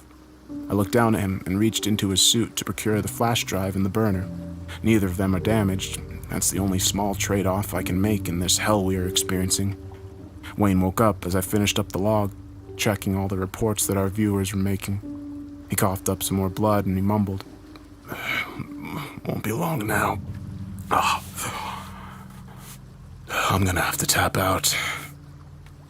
I shook my head, trying to keep my spirits up. "Don't talk like that. You'll be fine," I said. He laughed and grabbed at my arm. "I can't feel my legs, Daniel. I wouldn't consider that a good sign," he said. Melissa's there trying not to cry. Neither of us have much to say as the men lie there dying. "You need to take that drive. Find your family. Stop this game." I looked down at it, trying to even comprehend what was so special about it. "What is this?" "It's the way out, Daniel. Don't let it close to those bitches, though. If they find out what it is, they'll kill you." He closed his eyes as we stood there and refused to leave his side. And I touched his scars. "What did they do to you?" I whispered. "Follow the instructions. The game said, disable a contestant. They chose me. I tried. God damn it, I tried to stop this." He groaned, and then with neither fanfare nor pause, Wayne Salisbury was gone.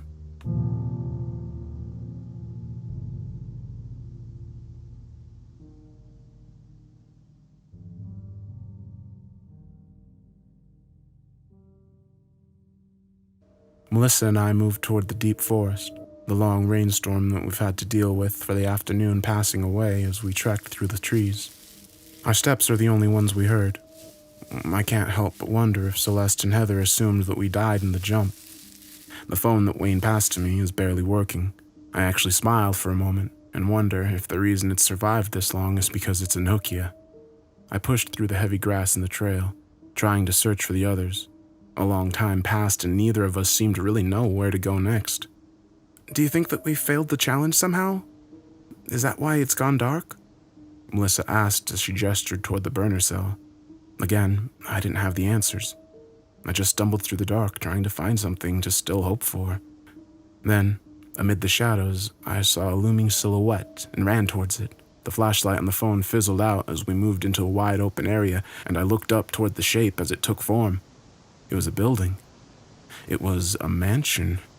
As I stood there trying to take in what it all meant, the cell phone vibrated. 19. Explore. Melissa's at my side a moment later, and we don't waste a moment entering the gloomy estate. The door creaked open and I peered into the dark, unlit manor, looking down at the tile floor, and barely seeing the footprints of Heather and Celeste on the dusty, grimy surface. "What is this place?" the redhead asked softly. "I don't know. Stay close," I told her as I looked around the interior. None of the rooms on the first floor appeared to be touched by anything except cobwebs and more dust, as though no one had been in there in quite a while. We moved from room to room, examining each artifact and item that I felt offered a clue. None of it was registering in my tired brain, though. "This door's locked," Melissa said as she rattled it. Looks like it might be the dining chamber or something," I said as I tried to shove it open, but the thing wouldn't budge. "Too bad we still don't have those bolt cutters," she quipped. "There's someone in there. I can hear voices," I said as I moved toward the furniture and tried to ram the door open with it. Again, it just refused to open, and I strained my sore muscles before muttering, "Something must be barricading the door.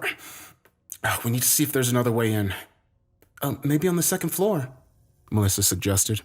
We moved back to the vestibule, a loud grandfather clock making a thudding sound as we reached the half-hour mark. "This place gives me the fucking creeps," she muttered. I don't bother with any more small talk. I can feel my adrenaline kicking in again as I move up the grand staircase to the second floor. I'm close to the truth. I can feel it. We move in the direction of the dining hall, and I stop short of pushing open another door as Celeste walks out straight in front of us. "Oh, you made it," she said with a wave of relief. I don't bother acknowledging her and push into the next room. It's some kind of observational deck. There was a large glass pane window that overlooked the dining hall, and I see Heather staring down at the room and softly crying. I walked over slowly and peered down myself, a mix of emotions rushing my body. There, below us, I saw 4 figures strapped in chairs that faced the table. 2 of them I didn't recognize at all, an older gentleman and a young girl barely 5 years old. The others are my wife and son, and there's a row of explosives tied all around them on the dining table as they sit there unconscious. I slammed my fist on the glass. "Motherfucker!" I said as I reached over to Celeste's backpack and grabbed a weapon. "Don't! It's reinforced bulletproof glass," Heather told me. "We've got to get down there," I urged them, about to move toward the door. Celeste blocked my path. "Move out of the way, or so help me, I will bust a cap in your ass," I told her. "Daniel, it won't work. There isn't any way in," she responded. I moved back toward the window and looked toward the 2 doorways that led into the dining hall. Both of them are also lined with heavy crates of toxic chemicals, likely from the very same dump we were first led to. "Fuck," Melissa said softly as she looked down at the scene. "We have to do fucking something," I urged them. I looked at Heather, and even she looked defeated. "It's too late. We've lost.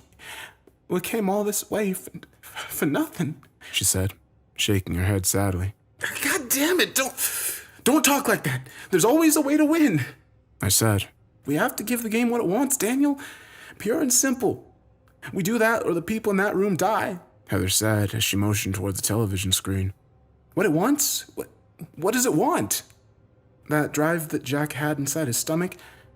I assume you don't have it anymore, or that jump damaged it beyond repair," Celeste asked. I stood there, my heart racing as I reached into my pocket and took it out. "Wayne gave it to me. He held on to it during the jump," I said. "Thank God. In the insanity, I didn't even think how it would survive," our leader said. "Give it to me now," Heather added as she pushed toward me. Before I can think, I raise my weapon and fire a warning shot at the floor. "Daniel, what are you doing?" Celeste asked. I looked at the drive, finally realizing what must be on it, but still, I need to know as I feel the phone vibrate. Before I answer it, I point the weapon at the 2 women that have brought me this far. "It's time for some answers," I said firmly.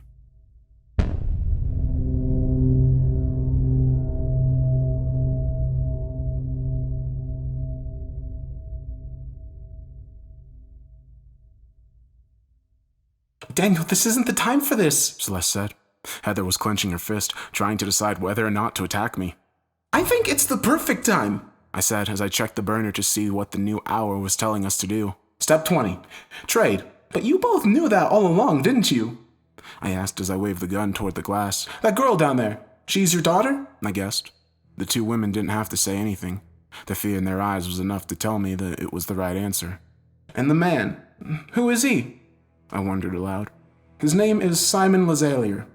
We built the 24-hour game 5 years ago," Heather explained. "Built it?" I repeated. It's all there on the tape. A self-recorded message from Lazalier, explaining everything, and when this is over, we can answer any lingering questions that you have, but right now, the only thing that matters is you need to give us that drive," Celeste said.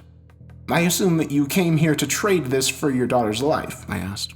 "Yes, goddammit, now give it to me!" Heather screamed as she tried to rush me again. I kept the gun level and tried to comprehend what I was finally understanding. Melissa was the one that made it all fall into place. "It's the kill switch, right? That's how you stop the game?" the teen asked. Heather again falls silent, but I know it's the truth. "Your dad worked on it," I guessed.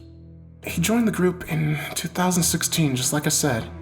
Responded to an online forum from a group asking anyone with skills to help create some sort of algorithm that would shut down the game. That's why he wanted to play.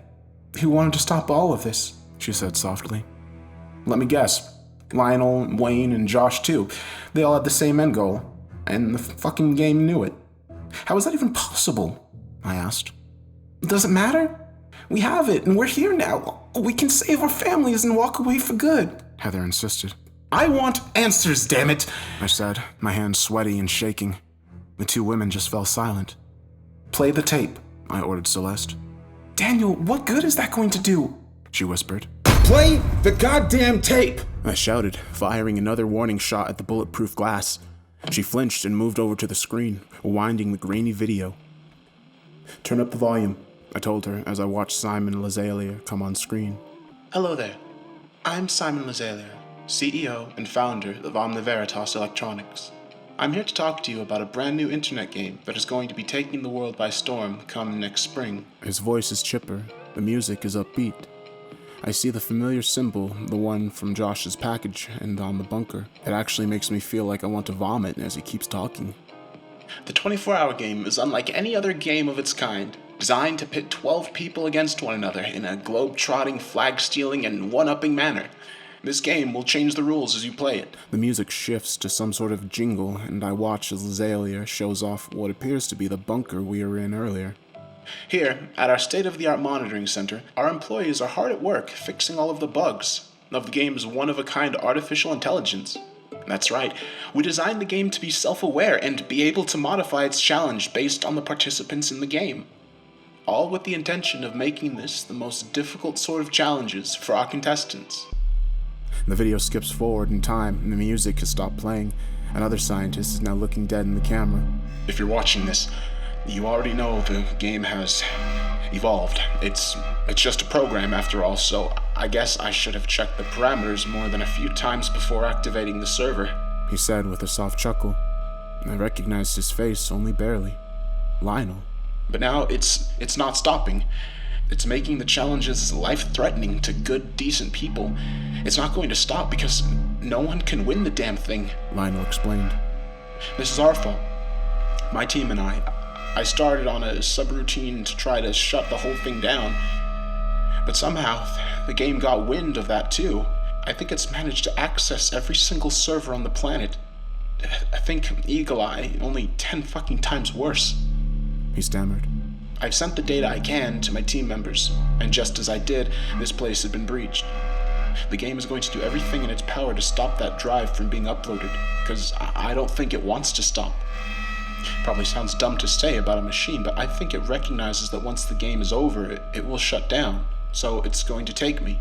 It's going to force my team to fight against one another, all to get what it fucking wants. He shook his head sadly. I'm sorry. I'm sorry I did this.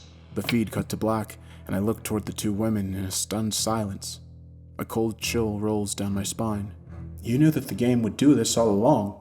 You didn't know how, but you knew that if you kept playing along, that eventually it would lead you to your family and offer you a choice, I said. Melissa finally understood as well. That drive, you're going to destroy it for your daughter's life, she said solemnly. Celeste doesn't have the strength to deny it. Heather just nods. Yes. I look down at the drive and then towards my wife and son. I know exactly why Heather has done everything that she has done up to this point.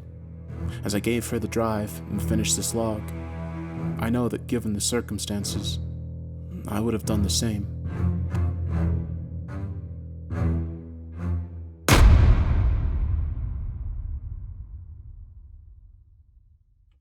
Heather is staring at the drive for a long moment. The trade-off has been made, and the clock moves forward another hour. Our next set of instructions fall into place. 21. Burn.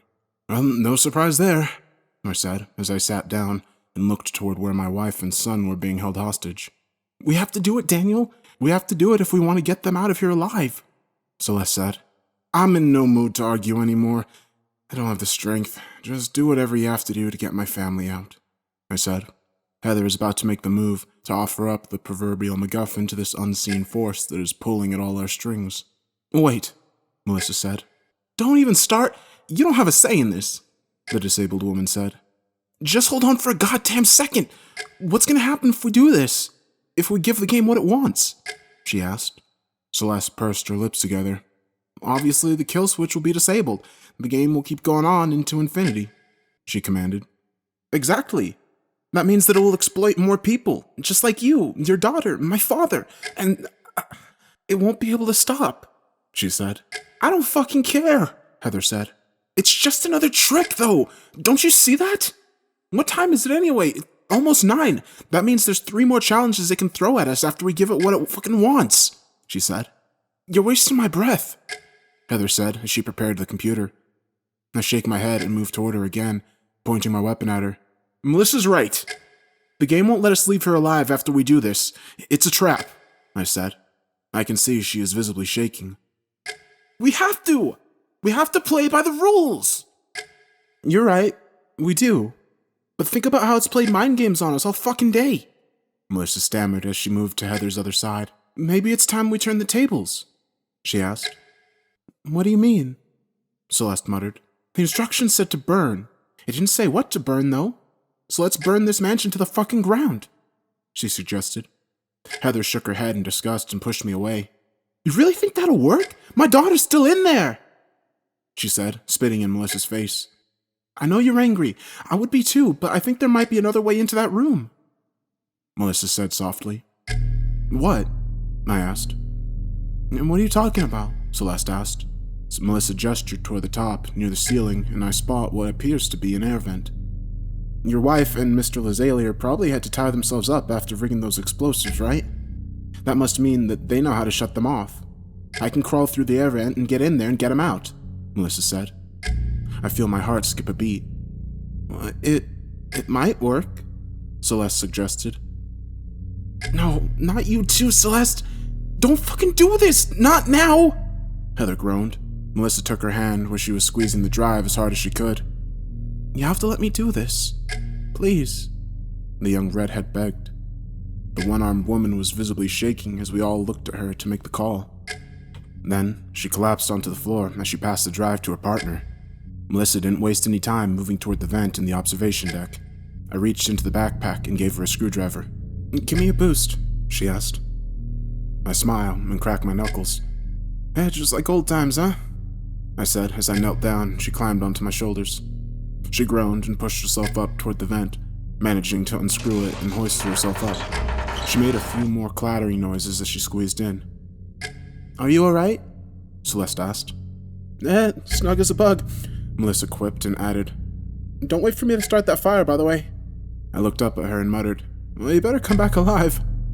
Pinky swear, she said with a wink and then crawled away. I moved over to Heather to get her on her feet.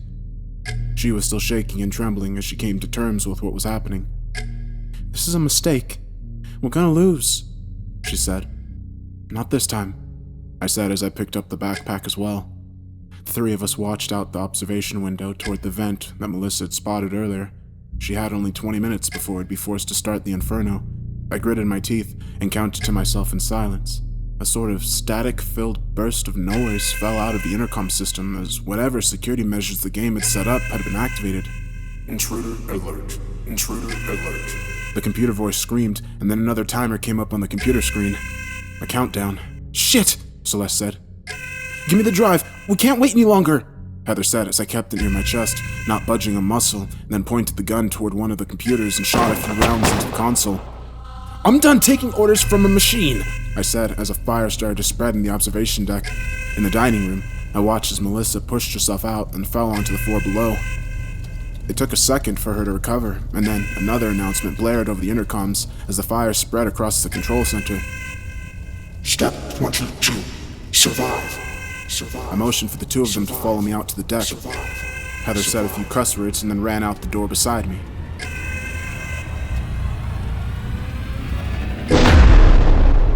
Somewhere below us, I hear one of the explosions go off, and I scream out of frustration. I envision my little boy being engulfed in the blast the way that poor man on the beach was. But I keep going. I push down toward the barricaded doors that led to the dining hall, desperate to find a way to break it open. Celeste and Heather are right alongside me, trying to bust the door open with anything we have left. Another explosion went off, and I slammed on the door, trying to get the attention of Melissa. Melissa, we're here. Can you hear us? Are the others all right? Celeste called out. I could hear coughing on the other side, and then a soft knock from within. I can hear you.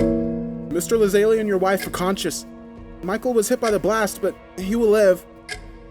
The redhead said. Can you see a way out of there? We're trying on our end, Heather said. I think so. It's risky, but how? What is it? Melissa shouts back. I want to ask her what she planned, but her footsteps trail off. Then the roof of the room we were in collapsed, and Celeste and Heather barely avoided the burst of flames that was spreading. Step 22. Survive. I can hear the artificial voice issuing more and more threats to us across the mansion's intercom. Shut the fuck up! Heather shouted to it as we pushed away from the barricade. What happened next was a blur. Another explosion ripped through the mansion as the artificial intelligence set off another bomb.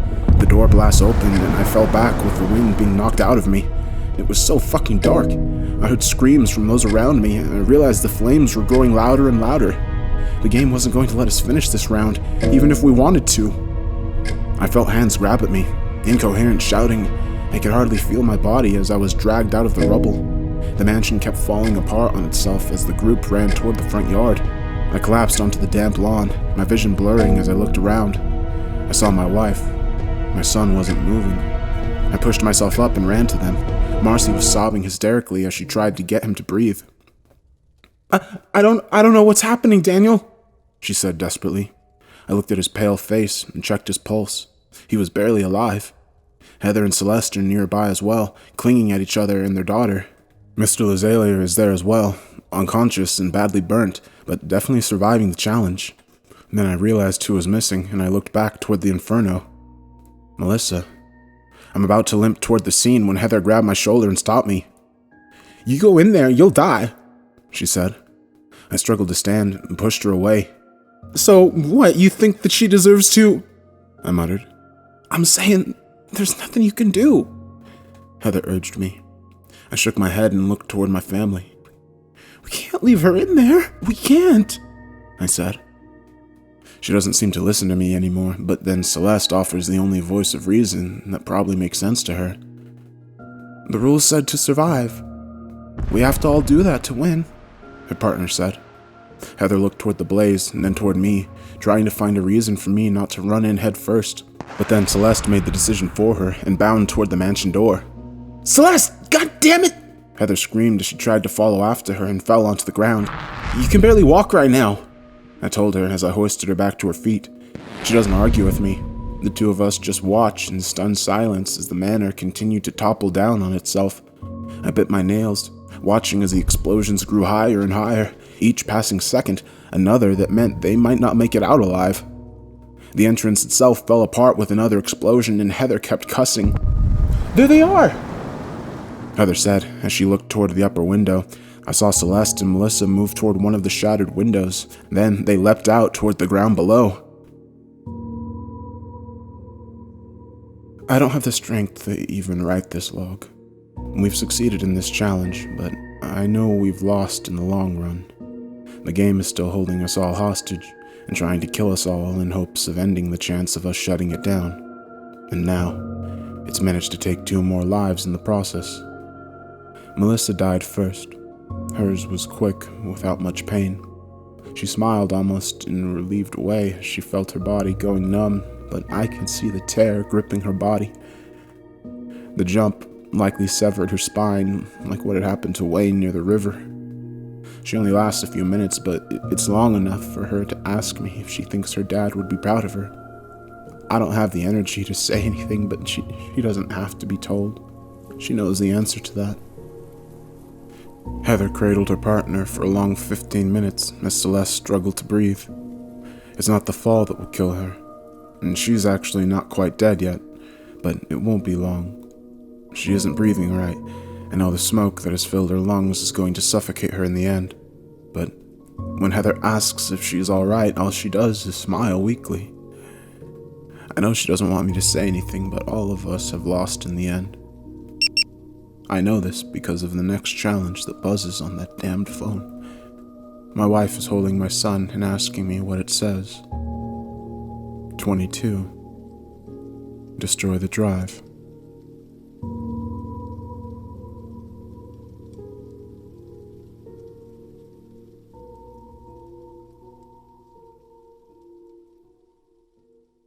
Celeste, take Gloria and go to one of our rendezvous.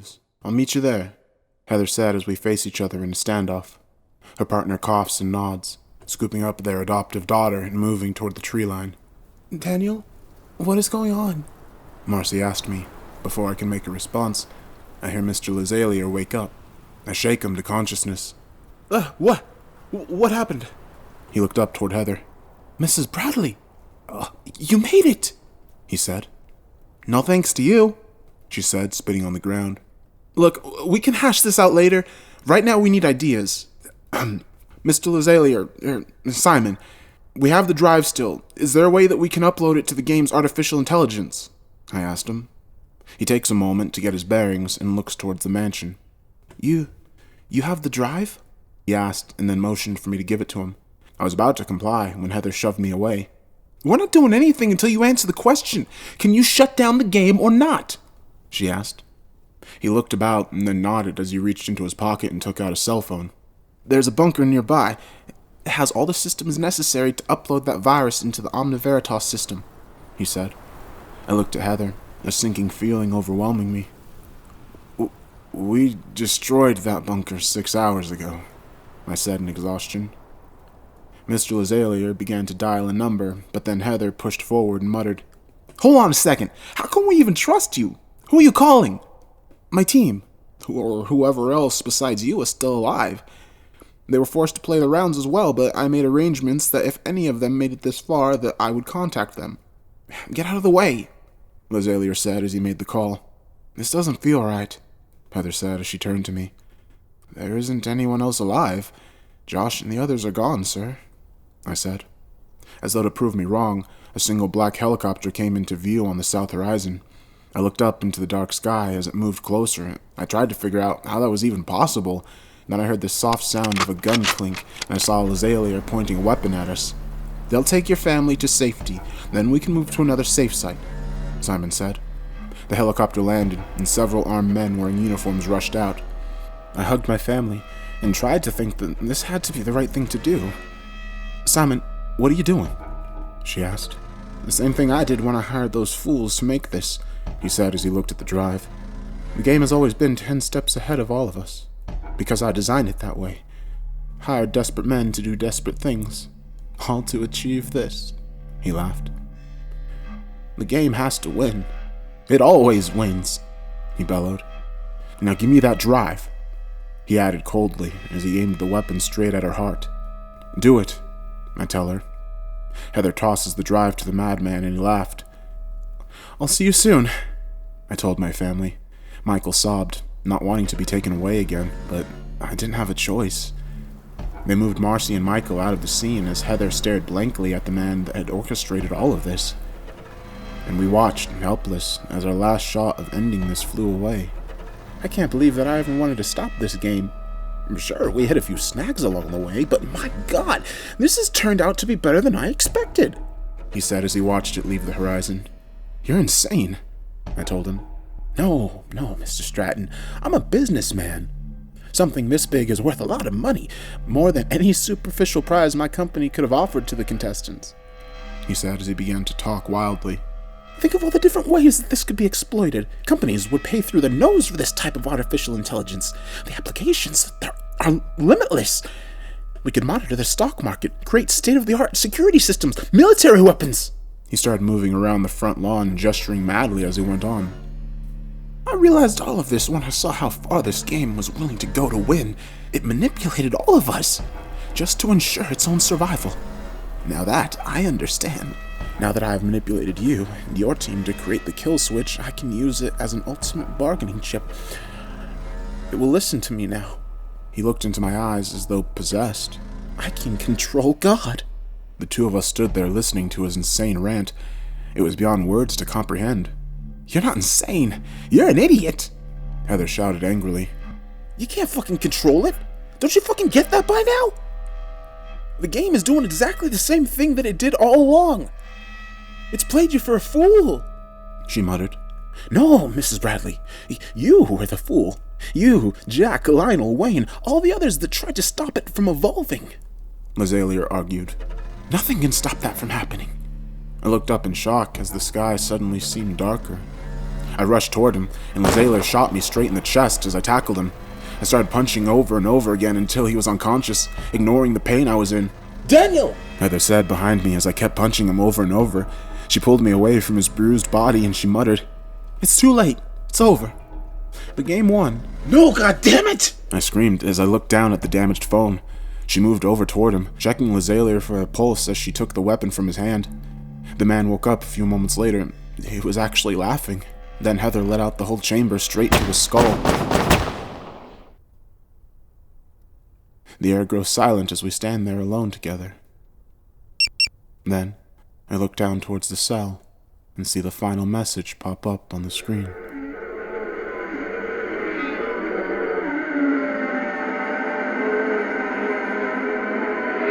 Smoke is rising off the back of Lazalia's mansion still as the moon casts its glow over the two of us. Heather reached slowly down and picked up the phone. Heather, look at me. Whatever that says, you don't have to listen to it anymore. I clutched my chest where the bullet ripped through my body. She looked toward me, holding her breath as she stared at the phone. Nothing happens for a long moment. I read the message. 24. One winner. Before I can move, the one-armed woman points her weapon that she took from Lazalia's corpse straight toward me. I told you it wouldn't work! Just like all those damn logs you've been wasting your day on. Nobody fucking cared! The game won't stop! It never fucking stops! She screamed. Heather, for the love of God, listen to me! Listen to me one last time! I said as I raised my hands up defensively and gestured toward the fire. Lazalia is gone! Hell, everyone except for you and me! And I said, as I fight back a few tears. Our families! Your own daughter, they're safe! We can all go home! Not until the game ends! And that only happens once you're out of the way. And then what? You just walk away from all of this? You know it won't be that easy. The kill switch is gone. The game isn't gonna stop now. Not ever. That means other people will find those online forums just like I did. They'll be lured into something that is way over their heads. You won't be able to stop yourself from playing again, just to try to save them. I don't care about them. Is that why you risked everything to save Wayne when he had an allergy attack? You didn't stop Celeste when she cut those men down from the tree. You can try to hide it, but I know you have a heart underneath all of that. I insisted. I can see her hands are shaking. She's hesitating as my own words sink in. It's just another mind game. It's doing the same thing it's always done. It's never gonna fucking end. But I'm gonna end it. Right here. Right now. She said. She cocked the gun and muttered, I'm sorry. I'll take good care of your family. I closed my eyes, my tired brain trying to think of something else to say. Something for her to see that we can win, even if she doesn't realize it. Challenge 13! I shouted desperately. Heather paused for a moment. What did you say? She asked. I opened my one good eye and looked at her. Remember, challenge 13, I said softly. Slowly, she lowers her weapon. She's thinking over what I'm trying to say. You mean, do nothing, she said softly. It's the only way. The way we both win, I said. How does that make any damn sense? Heather whispered. Think about it. The day's almost over. Our families are home. The game has nothing left to pit us against each other. Except each other, I said. She's thinking it over. But if we do nothing, then we win together. Or one winner, one team, she said. I nodded eagerly. Heather looked at the mansion and considered my words for a good long moment. We win. Game over, she said with a laugh. Then she tossed the weapon away. Fuck it all. I let out a sigh, and relief washed over me as she stared at me in the dark light of the moon. So that's it then, I said, letting my heart slow down. No, not by a long shot. The kill switch is gone, but only temporarily. We can build another one and stop the game from hurting anyone else, she said. I nod solemnly, wondering if she's right. It might be the other way around. What if the game is over now? When the countdown ends, what if it all shuts down? What will you do then? I asked. Well, you're quite the interesting contestant, Daniel Stratton, she said as she turned her attention back to me. She may not want to accept the fact that the 24-hour game has controlled her much longer than a single day. I'm glad the game led me to you, she added, and then extended her hand and muttered, Until next time. I shook on it and muttered, Hopefully there is no next time. She gave me a soft smile, and we looked down toward the burner phone. I reached and took it away from her before she was tempted to check it again. And then for me, the game doesn't matter anymore, as I look up toward a group of rescue helicopters approaching us. Lazalia's people returning? It looks like that's your ride, she said. Wait a minute, what about you? You don't think you can make it all the way back to civilization alone, do you? I asked. Celeste rented an Airbnb not far from here. That's where I told her I'd go. And that's where I told her to go. It's probably only a mile back down in those hills, she said, pointing towards the south. You're hurt. You need medical attention, I told her. I have my daughter back, is the only response she gave. Then, she walked into the woods as the helicopter began its descent. A few officers moved toward me, surveying the disaster around the secluded mountain mansion, training their weapons toward the tree line where Heather had vanished to. Daddy! Michael said excitedly as he rushed into my arms. I winced in pain as he hugged me tight, and then the officers told me to get on board the helicopter. I climbed on, saw my wife sitting there as well, still a little bruised from the ordeal. I leaned over and kissed her gently. You look amazing, I told her. Oh, you don't look half bad yourself, she said back. Then the helicopter began to push itself into the sky again. What happened? Where's Lazalia's people? I asked. Intercepted about 3 miles out. They're all in custody, Marcy explained. I can't help but wonder how that's possible, but again, my sore body is barely functioning at this point. Michael clung to me as we pushed away from the mansion and into the cloud. I was still staring down at the spot where Heather has disappeared into the woods. I wonder if I'm wrong about what will happen to Celeste. Will she live? I imagine that I am, and that Heather and her family have made it to safety alive. Who was that, Daddy? Michael asked. That woman, was she your friend? He mumbled. I smiled. Yeah, buddy, she's a friend. A good friend that I played a game with. Can I play too? Michael asked. I felt something vibrate in my pocket. Trust me, bud, this isn't a game you would want to play, I told him. As I took out the last remaining burner, a final message appeared on the screen. Congratulations.